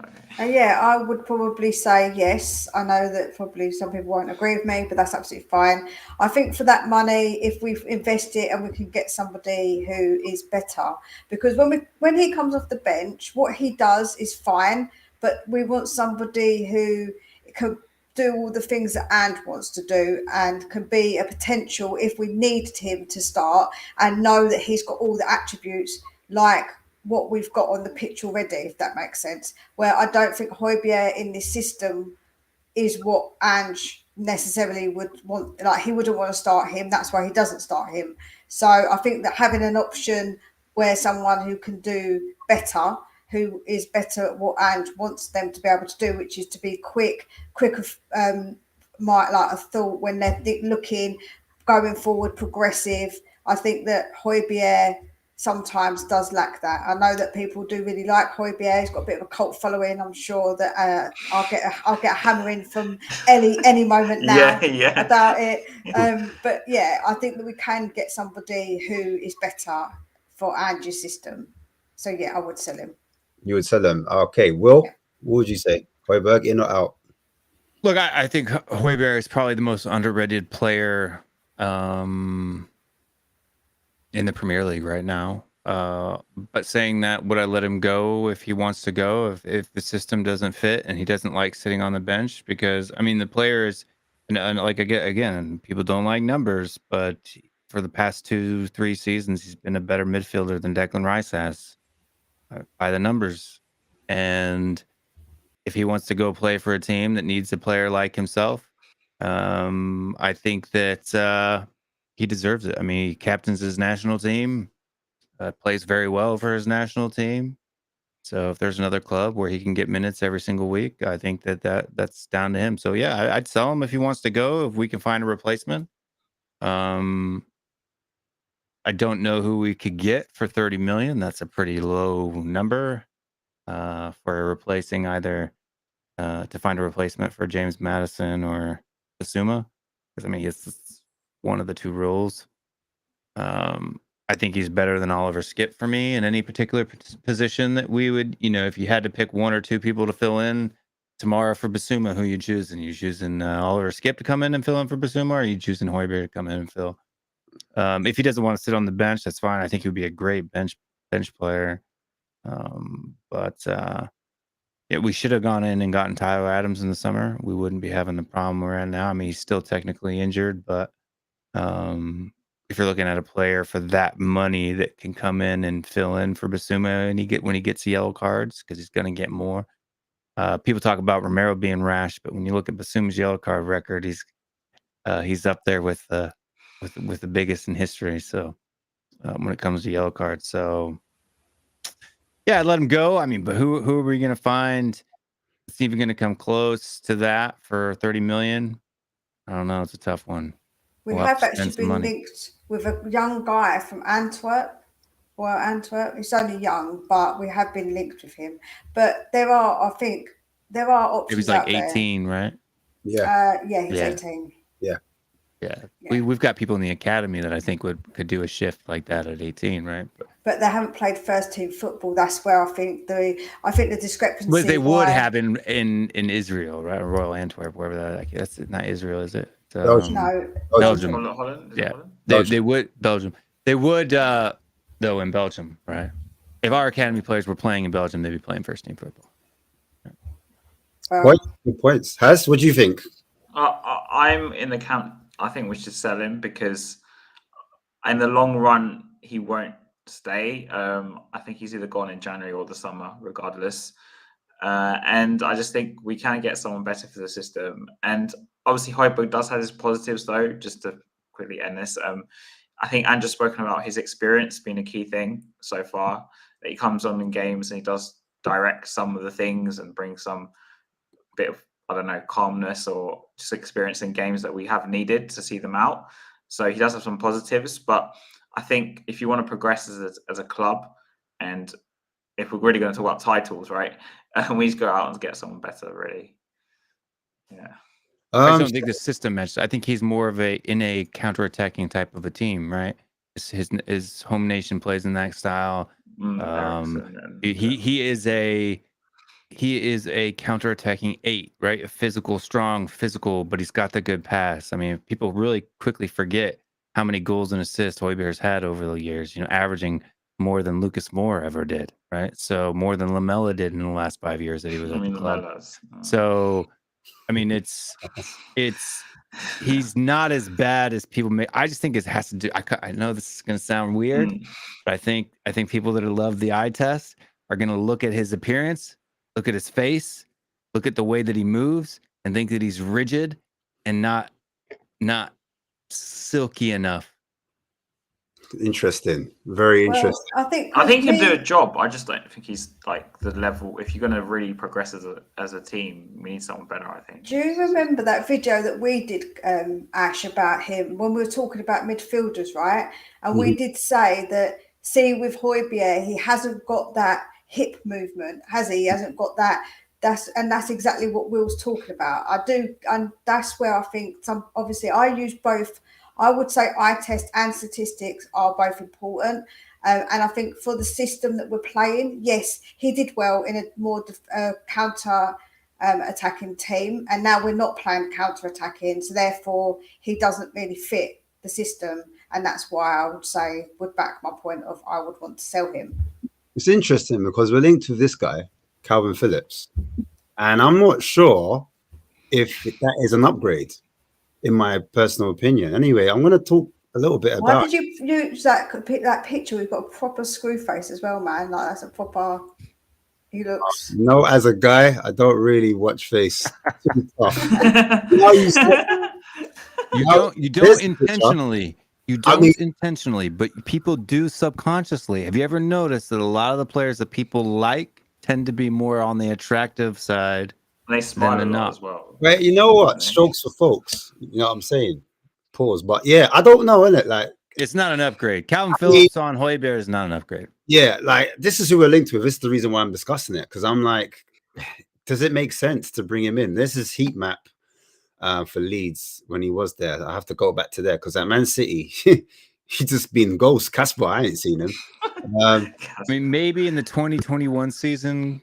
That's what I'm looking at. I'm looking at. Yeah, you can look that maybe he was a little bit better than Højbjerg at the time. Yeah, but for the last 2 years. Yeah, I mean, to be fair, he hasn't really been given a chance. When did he go to City, Ash? Was it 2 years ago? He's still at City now. No, but when did he go? Yeah, 2 years. 2 years. It's been 2 years on the bench, and so I think a year and a half, a year and 8 games, right? Yeah, year and 8 games. But he's coming into his second season. He's a defensive midfielder, and obviously, when we signed Højbjerg, we didn't really sign him as a progressive 8, in my opinion. I thought he was brought in as a destroyer. And so I feel like because we're so attacking, I don't know if Ange's looking, maybe we need a player, a defensive midfielder that's a little bit different to what Bissouma possesses. And if we're going to lose a Højbjerg, maybe this is the guy they're going for. And also the home quota is something to take into consideration. We need to get our homegrown players up. So maybe that's the reason why we have been linked. In this position, you can see he's played centre back, either side of the free. Again, contract doesn't end till 2028, so it's a bit of a mad one. But I was just going to show a few pictures. I don't want to get stung for copyright, so I did the pictures instead. But here you can see him in the back three. He builds in the back three. Højbjerg used to do this as well. He used to jump in the back three, and then he was able to progress the ball and link defense to the attack by using himself. We can see Calvin Phillips. He's on the left side of the 3 centre backs. Again, this is a clip from Championship. In fact, it's not even a Premier League one. I think it's just a Championship one. But you get the idea, because in the Premier League series, in the title, he was actually playing in a centre back role. So that is a position you did see him take up, and playing like that, he kind of sometimes would be able to link up with one side. You've seen Sarr do it at times, where he kind of drops into the full back role, and that's what you see with Phillips at times. He kind of drops off into a position where he's able to drop in. He's able to advance the ball in different areas. He is able to make like small triangles, small boxes. So in this diagram here, I'm showing him that he's able to do a pass right ahead of him. He can play it to either centre back, so that would be Romero or Mickey van der Ven or Vicario. So you can see in that position, he's able to make multiple passes, sorry, in different angles. That diagram here shows it. And a lot of the time when he was playing in Leeds in that system, he was making those long balls. So I think he had 80 to 85% passing accuracy. Højbjerg's is better, by the way. But in terms of long balls, really accurate. And having long balls coming from deep, sometimes teams will be on top of us and we'll be able to transition quite quickly, catch teams on the counter attack. So it's just a different option. And I know necessarily everyone's like Ange ball, but I just seen against Luton, for example, Liverpool at times as well, United at times as well. I'm talking about Liverpool when they had 11 players as well, or teams that are slightly have more possession, because we don't dominate the ball all the time, every single minute of the game. And especially in periods in the second half, there might be times when one or two players are getting tired. We might be getting figured out tactically. And sometimes a player like Calvin Phillips sitting deep, switching the play, going over the top, finding the wingers, finding the strikers, doing route one, which is horrible to say.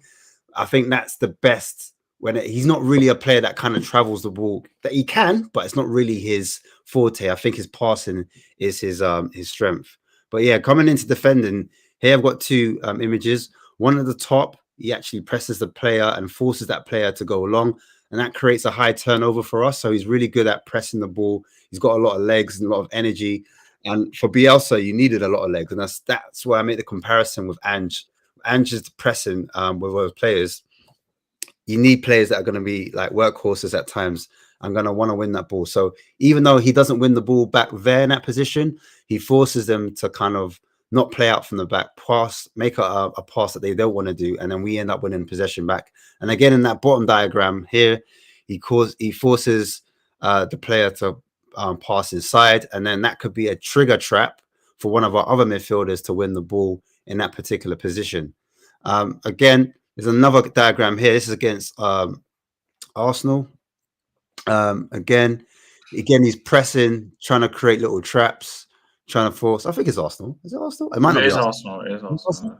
All right, cool. So yeah, again, he's trying to force the actual. He's predicting where the midfielder is going to go. It's number 10, so I'm not going to say it's Udegaard. I might be a little bit before that time, but he's also seeing where that ball's coming in. He's going to try and win that ball back. And then if we win the ball back in those high areas, we're able to spring attacks. Their team's not set, so we're able to create a nice little turnover. Counter pressing is a big part of his game. And also in another clip, again, I've got that again. He predicts where the ball's going to land. So he's adjacent to his player, knows where to read it, knows when to step in. And again, those turnovers are vital in the Ange system when you're trying to win the ball high up or just in that mid-third area. Give the ball back, give it simple, and then we're on the front foot and we're almost in their goal mouth. So I'd say positionally, he's quite clued up, I would say, and Ange could obviously, once he gets hands on him, he's going to be able to coach him to that level where we need a defensive midfielder to be. Also, he doesn't just stay in the middle. Sometimes you'll see him fall out to whatever side needs him. And here in this particular picture I've shown, he kind of forces the play down one side and he uses that byline as a defender. So the team ends up losing the ball in that position when they force a team down one side or forces them down the line when they've got to pass a straight ball. They're not able to come inside because there's no passing options. And that's when we can pounce and win the balls. And so, again, football IQ, Phillips, I would say would be a good alternative. Would I say a better alternative than Højbjerg? I'm not too sure. Guys, what do you think about the whole Calvin Phillips situation? I've been a massive fan of Calvin Phillips since his lead days. So I've just always liked him as a player. I think his passing range is like really big. So he can, like you said in your pitches, he can play the long ball. I don't know what to phrase it as. The long ball, the short ones, he presses. I know at City he hasn't played much, but if you look at City's team, and their bench even, they have so many options, and it's very difficult, obviously, with Rodri in front of him, for him to actually get any game time. I think he could, I agree with Ash, give us like a different option. And I believe he's better than Højbjerg in this sort of system, because we're more possession based. And as Will mentioned before, Højbjerg maybe suits a more counter-attacking style as well.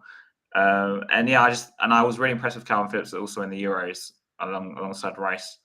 And personally in that Euros, I preferred him to Rice, which is quite weird because I'm actually quite a big Rice fan. But I do think that, and with him coming in also with something to prove, I think that plays in our favour too, because he hasn't played for City in like 1 year or something. I think it plays in our favour, and he'll want to try and get an England place. So I think it would be a good signing for us, personally. Mia? Yeah. Yeah or nay? Oh, Joe, I'm unsure. I'm unsure about him, because I think for Leeds, I think he was good. I don't think he was awful for Leeds at all. But he hasn't really been given that chance at City, and why? Like, Pep tends to encourage, because you heard what Jack Grealish said about when he first come in, but it just doesn't seem to be giving him an opportunity, and I wonder why he isn't doing that. So I don't know. So it makes me a little bit unsure about him. As far as an upgrade on Højbjerg, I think it is a slight upgrade, but not massively, if that makes sense. I don't think it's a massive step up. I think it's like a little step up from what we've got with Højbjerg. Fair enough. Will? So I'm sitting on the fence. I apologise. I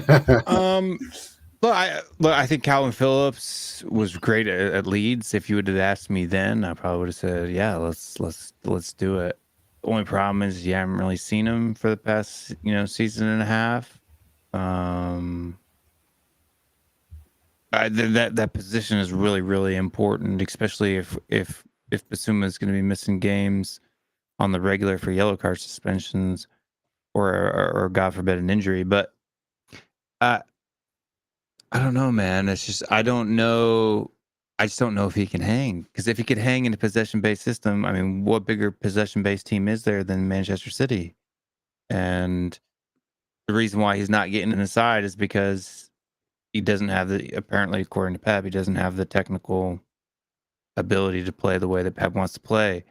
And, we've heard Postecoglou tongue-in-cheek say, "I just copied Pep, mate," but that's what he does. I mean, it's not exactly what Pep does, but I mean, it's along that line, right? It's the inverted fullback, or it's the 1 and 2 touch triangles up the half spaces. It's a very similar style of play. And if he can't cut it at City, is it a quality issue? Is it just the fact that Rodri's so good? If it's just the fact that Rodri is so good, then I would say, yeah, let's do it, because I would take a Rodri understudy. That's not an insult, I think, in my mind. I think Rodri is the best defensive midfielder in the world right now. But he wasn't even getting in when Rodri was out. That's Did he not start against Arsenal? Did he not come in for, or was it? No, it was Bernardo Silva, wasn't it? It was Bernardo Silva. Yeah, Bernardo Silva, Kovacic. Kovacic. Didn't even come off the bench. Yeah, but that's what I'm saying. He's picking anybody but Phillips to come in. Yeah. Is it a thing where, because he gets in Southgate side all day, but it's because it's Southgate, Southgate doesn't really play. And he's a bit negative. Yeah, like, so for me, I'm thinking of like somebody like Nicola Moro or something like that. Plays for like Bologna. Croatian guy. But like, we would all agree, though. Sorry to cut you. We'd all agree. Yeah. You prefer him over Skip. Yeah. So in that case, like, would you get him in then? If you're going to lose Højbjerg and it is a January window, would you rather wait and be short, or would you rather get a Calvin Phillips in?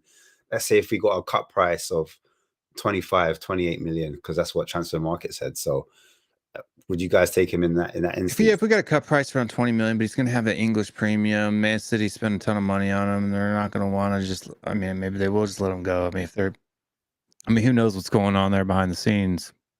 But Manchester City tends to set all of their players when they're outgoing at around that 45 million pound mark.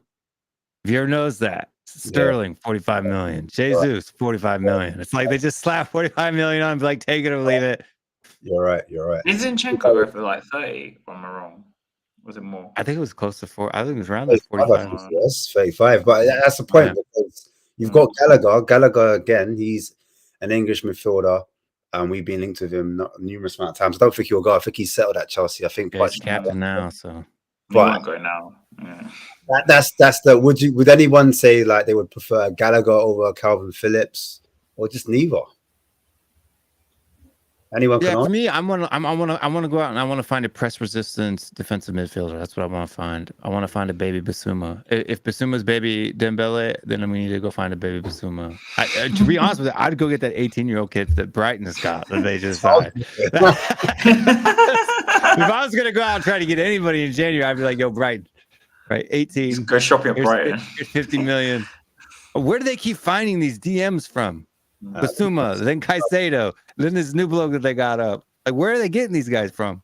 Can I just say, if Basuma is a baby Dembele and you want to find a baby, is that just a fetus? For real. Just the fetus version. Just a quick deviation, and I'm throwing it out there. I'm just going off the TOP now. Kulusevski is a massive talking point. Splits many opinions. I just want to see where you guys are on this whole Kulu debate, because Kulu, he's got what? Has he got 2 goals this season already? 2 goals this season? Two, yeah. And he's got no assists. No assists, right? 2 goals, 2 assists. 2 goals and 2 assists. 2 assists. Sorry, stand corrected. Is anyone Kulu out? No, I wouldn't say that I'm Kulu out. I would say that he needs to get back whatever he lost from that first season under Conte. If you guys remember, his whole thing with the Conte in that first season, how he got those 9 assists, was driving to the byline and playing that diagonal ball to Son at the penalty spot, and Son was finishing him, right? Kulu assisted in those 3 months, Son, in that Golden Boot winning season more than Harry Kane did. And that's what he needs to continue to do. And if he's not doing it right now, and his game, I think, is fine. The only problem is he's really slow in making decisions. He's taking two touches too many every single time. He's slow and played down. He's stopping in the middle of the pitch with 10 yards of space. He's just not playing the end part of the game fast. That second to last and that last choice is extremely slow, and he needs to speed it up. I mean, how many times have you seen him drive to the byline and then just take a shot from a horrible angle with Son sitting in the penalty spot with his hands up in the air? Like, what the hell are you doing? It's almost like he's trying to build for himself, and in that he's become selfish and lost the part of the game that I think the fans really loved and appreciated him for.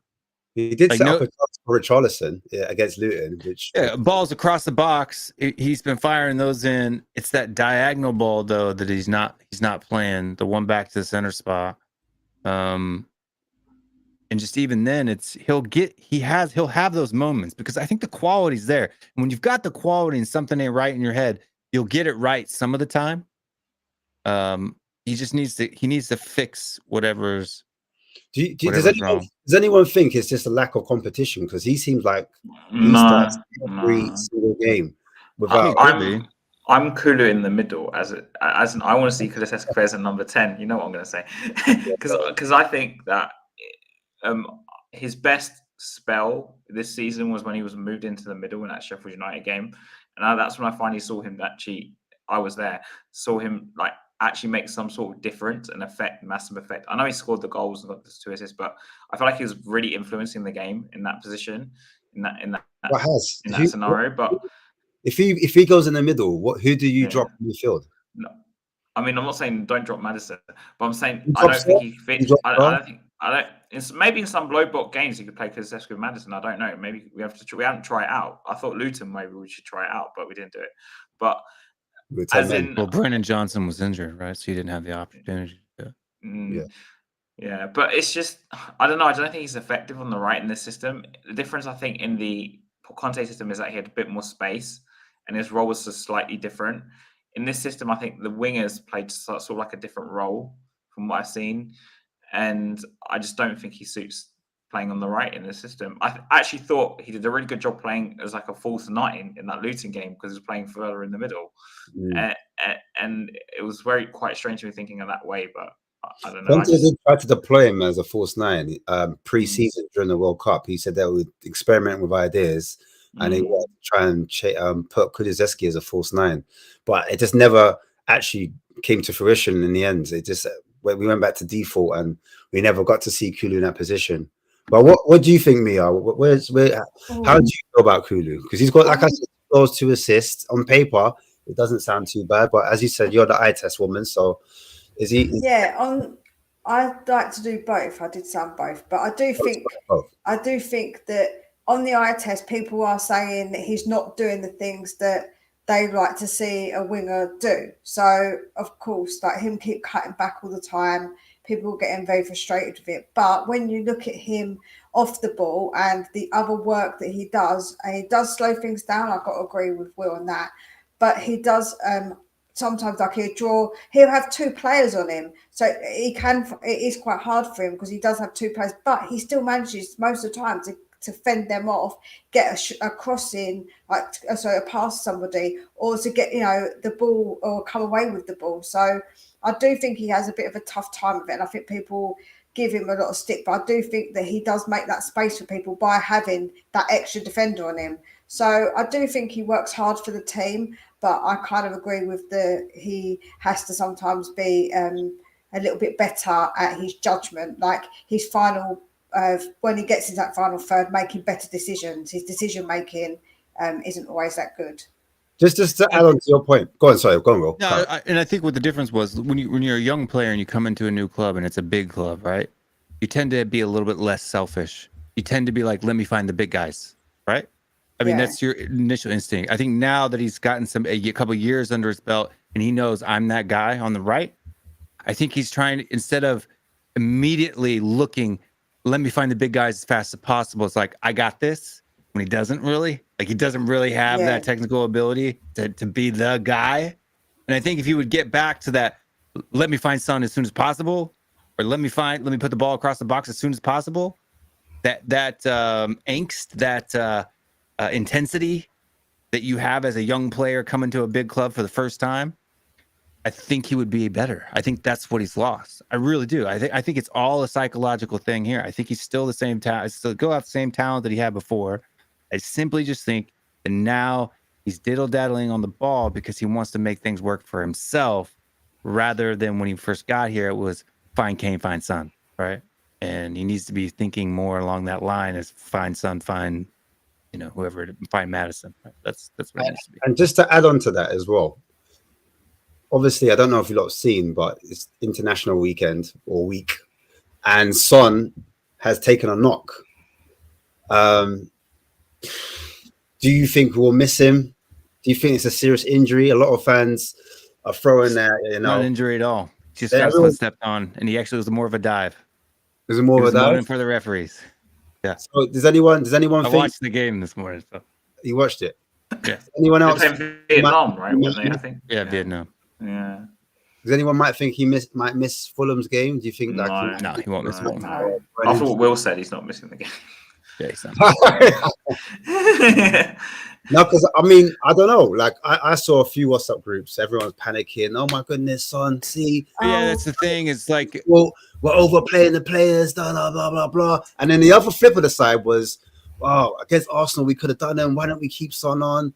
And against Liverpool, as soon as we took Son off, but like. The game's finished now. You can't go back and do it. Do you know what? People are just funny. They're so over the top about it. It's always extremes. It's always like one edge of the extreme or the other. Let's just be balanced. Listen, Postecoglou is managing the players, and he even said he is managing them because they've had a bit of a knock. And he said the same about Maddison. But when he was asked, he said, "We don't wrap them up in bubble wrap, mate. We wrap them in barbed wire." Like, you know what I'm saying? Like. So what was that? That was brilliant. I need to clip that. You don't want to. Don't wrap them in bubble wrap. He's like, we wrap them in barbed wire. I'm like, listen, this guy, he don't bubble wrap our players. He will play them if he knows they're okay to play. So I think that people need to stop being so like I don't know, like they get really weirdly overprotective of our players, like they know their medical history and they know what's going on with them medically. I think Mia, to argue back to, I'm not saying one of those people, by the way. I didn't lose my shit by reading that, but because I know how WhatsApp groups get. Yeah, that's just because you don't like Son. I know I don't like him. I just don't think he's the finally. I just don't think he's the same player he was 2 years ago, personally. But as in, like, because our Spurs medical history, right? You know, our medical staff, they have a history. Yeah, it's like players go down, you don't see him for like months.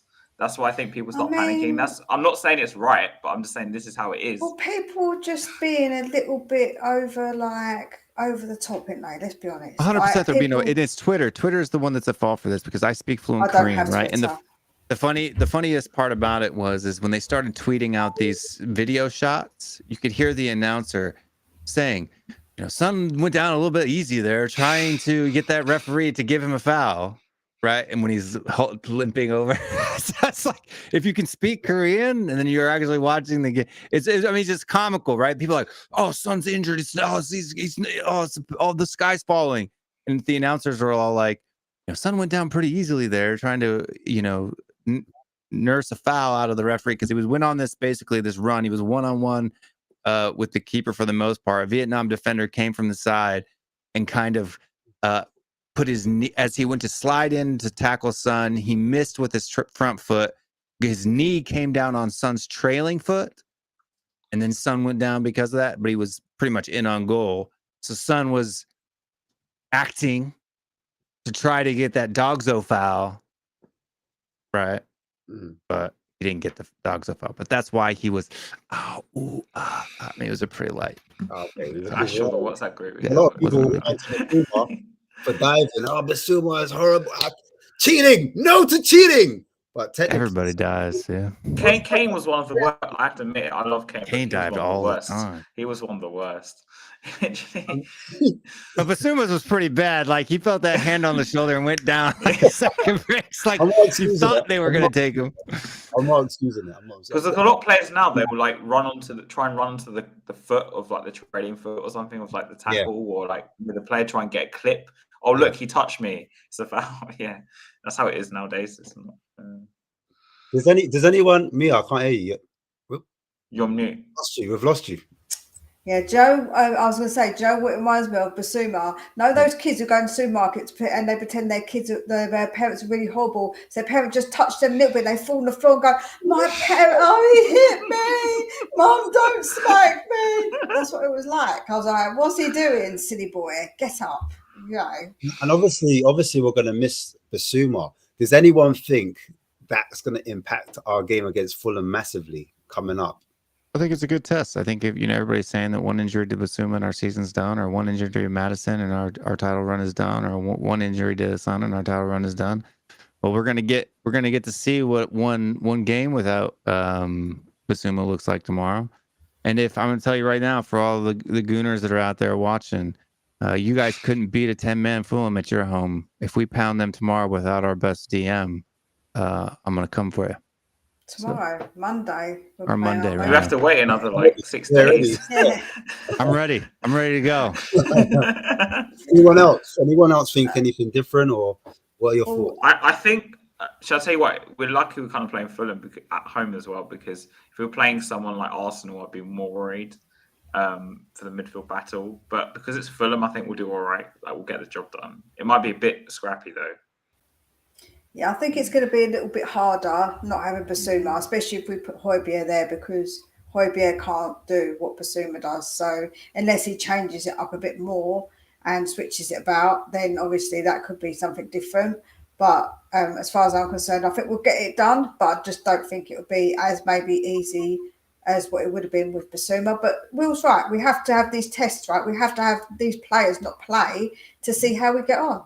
Because then that way we can say, well, we didn't have this player at this point and we did all right, you know, and then people are going to go, oh, well, it was just Fulham. Well, you only can play who you're playing against, right? You can't, that's the way it is. So, yeah, I think it is probably a good test to see what Postecoglou does when players are missing. So when is it a case when people start believing that Spurs are on serious stuff? Because I know for Has is saying what, March? Are you saying March? Yeah. All the way in March. So we if all right, Yeah. Has, let's put it to you this way: if we are still in the top 3 come January, are you not feeling confident that Spurs could finish within? You got to ask what Levy's going to be doing in January. That's the question. Yeah, no, it's a fair point, but what my point is, like, we've had seasons before with Levy, and we've had seasons before with Pochettino, and we finished second or third. And yeah, but we never, Ash, to that point. I'm not. And I know a lot of people say we were title races then. But okay, the first Leicester one we were, I think. The Chelsea not a title race, by the way. But go on, carry on, go on. Yeah, go on. Yeah. But the Chelsea. All right. Okay. Yeah, go on. Chelsea, for me, we weren't. I think it was just a one-horse race, and I think we were too.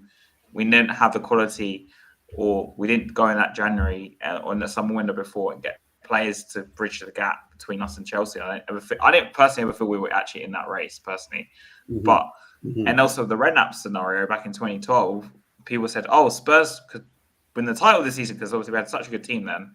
And I think we were like first or second in March. I think with no. That's what we were like. The problem was we went and bought Nelson and Saha in January instead of like Gary Cahill, Carlos Tevez, that we wanted, and that's when he signed those players, I was like, that's it. It's all going to fall apart. I know we beat Fulham or whatever it was 5-0, Newcastle, 5-0 after January closed. I think it was like a few games later, because then when everyone's singing Harry Redknapp, we want you to say, I remember, but after that, I just knew we didn't have the quality to sustain it. Basically, that's what it is. And then that quality was to bridge the gap between, say, us and City, who won the title that season. What is your prediction between Spurs on how far we finish off Arsenal? Where do you see it? Where do you see us? I mean, we'll finish behind Arsenal. I hate to say it, but we will finish behind. But yeah, but what position would you say? How far off will we be off Arsenal? See, my top 4 is City, of course, Arsenal, Liverpool, and Spurs. So you think we'll make top 4? Yeah. Fair enough. All right, Mia. I don't think we're going to make top 4. I'm going to be honest. I've kind of kept my feet on the ground with it, and I'm not going to change my mind yet. But if in January, right, if we're still close in points to the top, I think that's where you've got to look at it, because sometimes you can be between 4th and 1st can only be a few points, right? Mia, so how many points do we need? Sorry to cut you. How many points do we need to get top 4? How many points is it historically? Historically, is it not? It's around 70. I think it's like 70. Yeah, 72. Yeah, 72. 72 tends to it's a certain. Sometimes it's dropped down to 69. But like if you want to make sure that you get top 4 for most seasons, the majority of seasons, 72 is the magic number. I think AVB was the one manager who got like 7. How did he get 73 or something? And he was one of the few to not get top 4 with that number or something. I was reading. Yeah. And okay, so what I'm saying is, how many points are we on at the moment this season? 20 points, right? Cool. And so my question is, if in 15 games, if we were to lose 15 games, right, but we were to win the remainder of them, could we still make top 4 with that points tally? Would that still be possible? And 15 games is a lot of games, by the way, and I don't think we'll lose 15 games. But if you were to do quick maths, 15 times 3, anyone? 45. 45. And Another 45, that puts us at 70 or 65. So that's what? Yeah. That's like 2 wins, technically, 2 or 3 wins off top 4. So we would have to lose technically 12 times.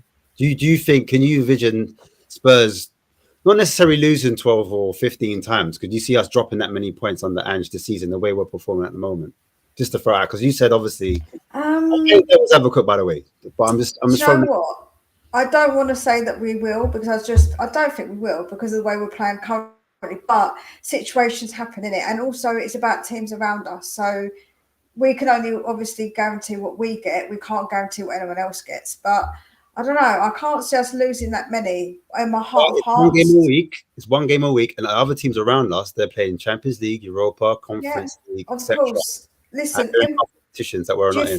do you think in my heart of hearts that I don't want us to do it? Of course. No, I know what we all want. We all want. Listen, we all want to win. I'm trying to obviously be realistic with it and think that we could have a spell about a little bit of an injury crisis that could happen. There could be other situations in the season within the season that causes us to lose games. You said that about Kane last season. That Kane might get injured in the last 2 seasons. People have said that. You said that about Yeah, Kane. no, I understand that. I know. So we've got a narrative at the moment, and am I right in saying that in the YouTube community that we're going to say the club is 2 away for Finn, and we're 1 injury away from being, No, I don't think we're 1 injury away. I don't believe that. I think that's a bit kind of hyperbolic. That is hyperbolic, but I think. Well, you know what I'm trying to say. You get what I'm trying to say. Yeah. No, I do get that. And I do think that, because the thing is, don't forget, 5th could well get you Champions League still. So correct. I think that if we got 5th, I think that would be that'd be massive for us to be able to get 5th. I think that's more realistic. What do you think would take us? What would it take? You've got the window, and I think I've said it already. But what do you think? What positions? I don't know if everyone answered this, but what positions do you think can take us into that 5th or 4th realm? Sorry, that 4th winger, midfield, center back. Is that the 2 positions you think? If you get winger, midfield, and center back. 3. We need a winger. 3 positions. A midfielder and a center back. Yeah, I've got to agree with Will on that. I'm going left back, centre back, and a winger. Left back, centre back, winger. But if Højbjerg goes, we're going to need to bring someone in anyway. So I don't know. So everyone's basically saying, look, if Romero gets injured, so it's a massive if. If Romero gets injured, and if Van der Ven gets injured, then we're in a crisis, basically. We're only in a crisis unless Eric Dyer steps on the pitch. As long as it's Ashley Phillips or even Emerson Royale playing right center back. Has told me behind closed doors. Yeah, maybe not too much source, but maybe Dyer might be replacing January. Yeah, maybe. Yeah. No, it's not. Well, hopefully, I mean, he's hopefully he'll support it. I know he's got links to go. I mean, hopefully he's out of here. But what I'm saying is that that's the thing. And for me, look, I think we're going to finish 3rd. I think we're going to finish 3rd. Above Arsenal or below Arsenal? Above Arsenal. I think it is. There's a 93% chance that we will get top 4 this season right now, based on the historical finishes of the Premier League. And I know that you can't base everything off historical finishes, but I think the people are basing their apprehension off of historical finishes as well. So it's going to be really hard mathematically. We will have to go on a massive downturn spot in order for us to not get top 4 at this point, with the number of points that we already have this season. I think it's going to be a competitive league. It's going to be a lot tighter. There's going to be a lot more teams that are all bunched together between that 5th and 8th place. It's going to be a really tight, close one. But there's always a wall. Every table that you look at, there's a wall. You have the top 6 or 8 teams, and then there's like a 10-point drop. At some point, there is a 10-point drop, and just depends on what teams are on what side of that 10-point drop, right? Last year we were at the bottom of that 10-point drop, right? If you look below us, it drops off a cliff. You say that, but is this team better than Conte's team before he left? 100%. And if you say that, then Conte's team, I said they had a World Cup, and obviously they were pushing 3rd. Before he left, we were meltdown was because we didn't get the 3 points. We got a point, which made us 4th instead of 3rd. So technically, if we're going off that merit, guys, are we that far? Are we that far? Looking at the defense that we have now, are we that far off from where we were under Conte? And Conte had a top 4 team. We're better. That that when we played under Conte, there was game discrepancies between us. Though we had games, people had games in hand when we were in that position. So it was a bit of a false position. No, it really wasn't, because we had a 12-point lead on Liverpool, and even when they only were 1 game behind us, we still had a 6-point lead before they eventually ended up taking us. If you go back and you look at that game week on the Premier League table, game week by game week, and you watch the table drop, the games in hand, they were on 28 games, we were on 29 games, and we were still 6 points clear. And that was like just even after all the way up into April, right? So when we were sitting in 5th and they were coming up in behind us. That drop off for us was a quick one. It was a 10 games. You remember there was 10 games left from the time that Stellini got the sack till the time of the end of the season. And we went from being 6th under Stellini to 8th under Ryan Mason. I mean, it was a big drop off the cliff. From Conte to Stellini, just in like 2 or 3 games was a drop. And then another drop.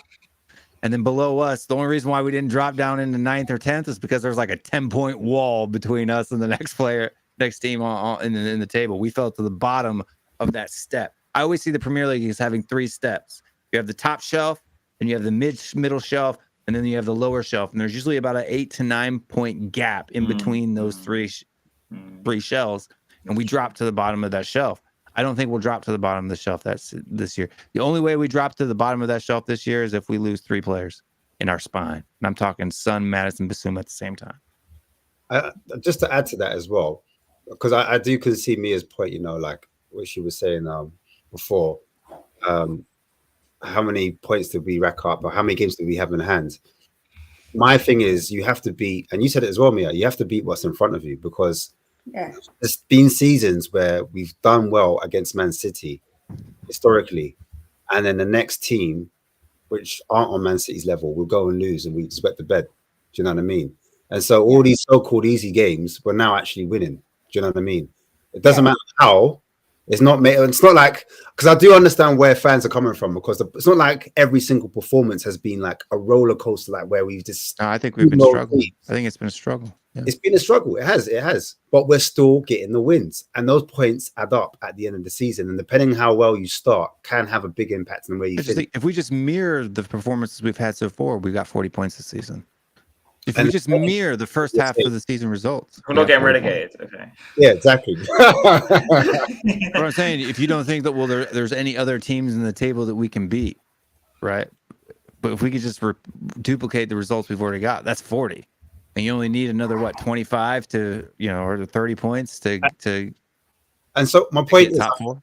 I feel like fans at the moment are mirroring the Spurs of Stellini and mirroring the Spurs of Mason. I'm thinking they're comparing it to that's what could happen. I do you agree. know what I mean? When the season progresses. It's a rational thing, right? I think it's because we've been burnt so many times as well. And because also with Spurs in the past, we have done that. That's what we call Spursy, because I think it's rational. We've had it all before. We've had it where we're doing well, and then all of a sudden we just can't get over the line for whatever reason. Do you know what I mean? We saw what happened in the League Cup. I think League Cup was the biggest reminder. But of course, people point to our 2 7th and 8ths, and I know that the English fans aren't going to like this. I don't really care. The 2 times we haven't finished in the top 4 is the 2 times that Ryan Mason finished out the season, and that's just fact. The 7th and the 8th were all down to Ryan Mason. I'm sorry, people don't like to hear it.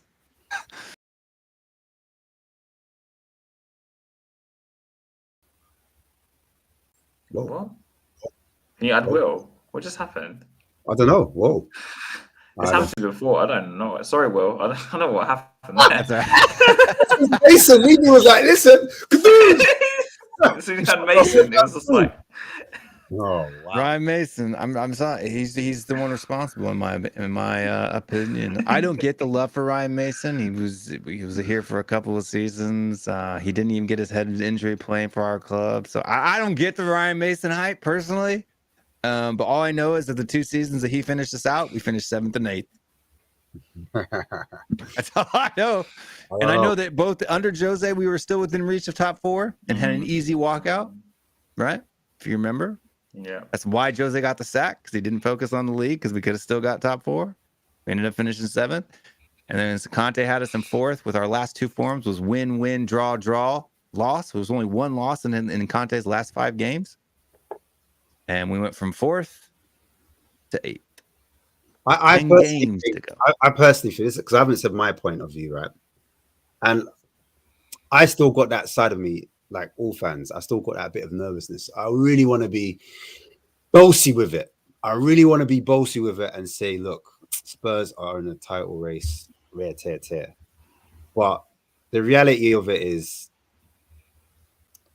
with this new squad, We just haven't played the Villas and Newcastles, Mm. those headache teams, you know, like Brighton, Liverpool, Newcastle. Yeah. once I Brighton, and Newcastle. also like we said, the performances haven't been like rock and roll all the way. We struggled in certain periods of the game, even though we've had 80% of possession a lot of the time, or 70% or 65%, whatever it is. So I do see like rays of sunlight, but then I also see clouds come in as well. So that's the reason why I'm like, oh yeah, Ange train, whoop whoop. And then at the same time, I kind of understand where Mia's coming from. To be fair, Haz is on top 4. So to be, I'm just Haz, you're kind of optimistic. You're kind of optimistic. I can't lie. We're all saying 3rd. I think if we don't get top 4, we've bottled it.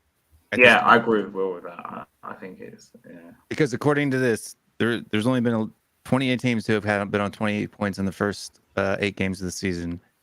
11 of those teams have gone on to win the league, and only 2 teams have failed to make the top 4 out of those 28 teams. So that means, according to history, if we look at history, teams that have had this start, only 2 teams, right? So it's a 93% chance of finishing in the top 4. I mean, you do know we're Spurs, right? So we are just going to make it. Yeah, but I don't believe in those are logical fallacies, right? I don't believe in logical fallacies. It's a joke. I just think we're so burnt. People say that a lot. It's not just a joke, because actually rivals. In fact, I have to debate a rival in about 15 minutes. Rivals use that against us all the time. Why can't we? Why aren't we in town? Why can't we finish the top? You're Spurs, and that's not an argument, right? That's a logical fallacy.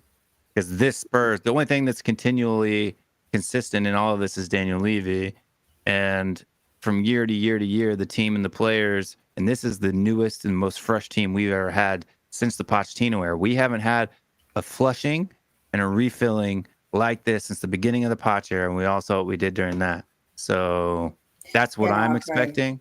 I'm expecting that. I'm not expecting us to win the league, but I'm expecting us to finish 3rd and 2nd and 3rd and 4th. Like, I expect that type of a run, and I hope that Postecoglou can do better than Poch and actually get one over the line. Do you know what? For me, this has been more exciting than when Poch come. There's something different about Postecoglou that I just feel. I can't explain what it is, but there's something different. And that's what gives me hope for the future. Like you, I don't think we're going to win the league this year. I just don't. But I do have hope for the future that Ange will get us over that line, because there's something special with what Ange does. Everywhere he goes, he just has this magic kind of touch. So I do believe in him. Don't get me wrong. I think he's a lucky manager, and I think that's the reason why we're doing so well. And I know it sounds weird to say a lucky manager, but what I mean by that is that, you know, when you're doing things right and you're positive and you just work well with people, the way he's kind of galvanized the whole staff, the management, the players, like top to bottom, the academies, everyone's singing from the same hymn sheet. You're going to create your own luck. That's what I mean. So I'm not saying like lucky in terms of like a free clover and a leprechaun jumps out and the rainbow comes out his arse. I don't mean that type of luck, but I mean that he kind of creates, like, he manages well as well in game. Like, he looks so calm. He doesn't, lose his head. He just it just shows his experience, his age, his wisdom. And I was listening to England, Italy today, and the manager is 66. And I just realized that, our manager's like 60. And then I just watched that David Beckham documentary with like Alex Ferguson. I was respect the older heads because they've been around it. They've seen 57. it. 57. But, in that age bracket. I'm 2 years older than Arteta. Mad. So it just, that wealth of experience, you can't buy that, is what I'm trying to say. And so he loves the challenge. He said, look, I love coming in where it's a project and, things aren't doing too well and you've got to mend things and fix things. He knows what to look for. Like, I've been around managers that have come and seen businesses failing, and I've seen them come in and like completely change the business from head to toe and make them make money from being in the minus debt into mills. I've seen managers come and do that, and he just kind of gives me that kind of feel where he just comes in and he instantly knows what to do, because that's what he is. He's a fixer. And then also this whole narrative that it's just attacking football. He's shown us in the games when he's managed it, when we're not backs against the wall, we're not doing too well. He's shown us that, right, you know what? I'm going to take this player off and this player off. I'm going to put 2 defenders off. So he can see out games because he is a winner. He said that. I'm not here to be a circus or a clown. I'm here to win something. Do you know what I mean? So I think a lot of people are sleeping on that. I think he's got a different type of hunger, a different type of mentality. And I really think he's trying to close the wall and protect those players around him against those narratives, against those Spursy things, or what's happened in the past. I think he's trying to protect them. So when they go out in the field, it's a game by game. It's not like 3 games ahead, 5 games ahead. No, we focus on this game. I remember the Arsenal game was coming up, and he was like, "No, I'm not thinking about Arsenal. I'm thinking about the next game ahead." No. And he had to get carried away. Go on. Joe, a couple of things that he's actually said that I liked is that if you don't, that every game is important. No game is bigger than any other game. So when we've had Arsenal coming up, that wasn't the most important thing on our minds, because every game, you've got to have your head in the game. Every game is important. The other thing I love that he said, I don't have ceilings, mate. He doesn't set himself ceilings because once you hit that ceiling, that means that you stop wanting and you stop trying. So he says, I don't have ceilings. I don't have schedules. I don't have ceilings. So everything he says, you're just like, you resonate with it as well. So imagine being the players as well. They look at him Things like we don't hear, Mia. Things we don't hear. Can you imagine in a dressing room? Exactly. That's One what thing I'm I want to saying. add on to this little segment we're doing, because it's still it just ties into the title race, and then I'll end it because I'm sure we've all got work or things to do, other streams to do, whatever. But the one thing I was going to say, I honestly think Brennan Johnson, I think he's the answer. I'm not going to lie to you. You know what? I have my questions, and I did analysis on him, and I know he gets in a lot of attacking positions. I know he carries the ball very well, but I honestly think that winger is something that we don't have. Across that front 3, he's completely different to what we have. He is. Yeah. He has genuine pace. Running in behind, he's a threat. So off the ball, we can go direct. And like I said, carrying the ball, actually, the one critique I have against him is his finishing.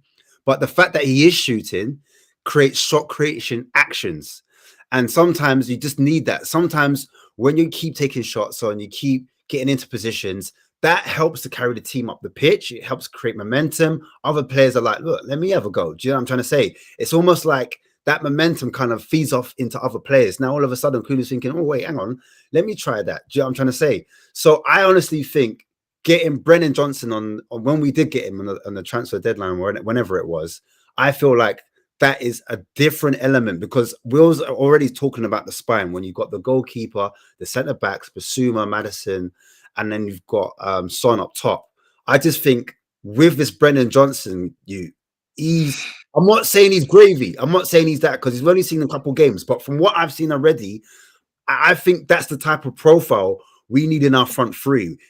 If we go in January and we look for someone else like that, and we've got a Johnson on the left and someone else on the right, or Johnson on the right and maybe a Jota on the left, people that can run in behind and they're just techie, that they're really fast wingers that are good on the ball, like they actually got some decent technical ability, then I really think we can do damage. And I think we can go back to those days where we used to be feared, because I don't think we're feared at the moment, but there's going to get a time, if we get it right in this January, we get a top winger in. I honestly think we are looking for a winger, by the way.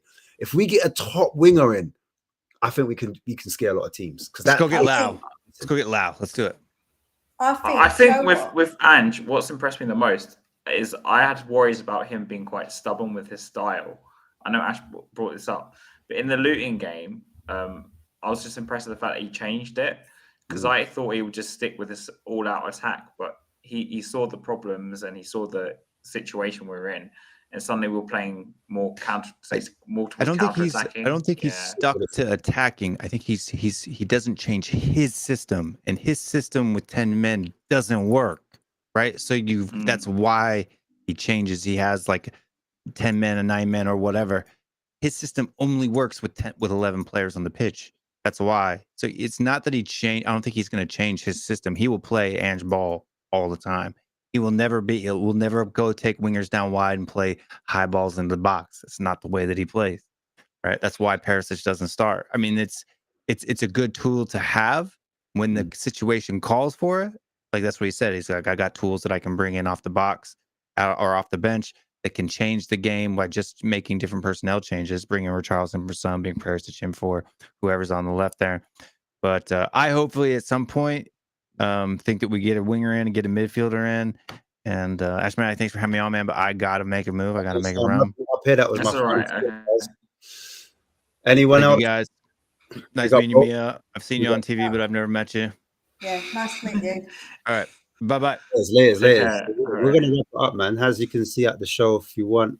But yeah, literally that was my final thoughts, to be fair. Mia, do you want to say anything?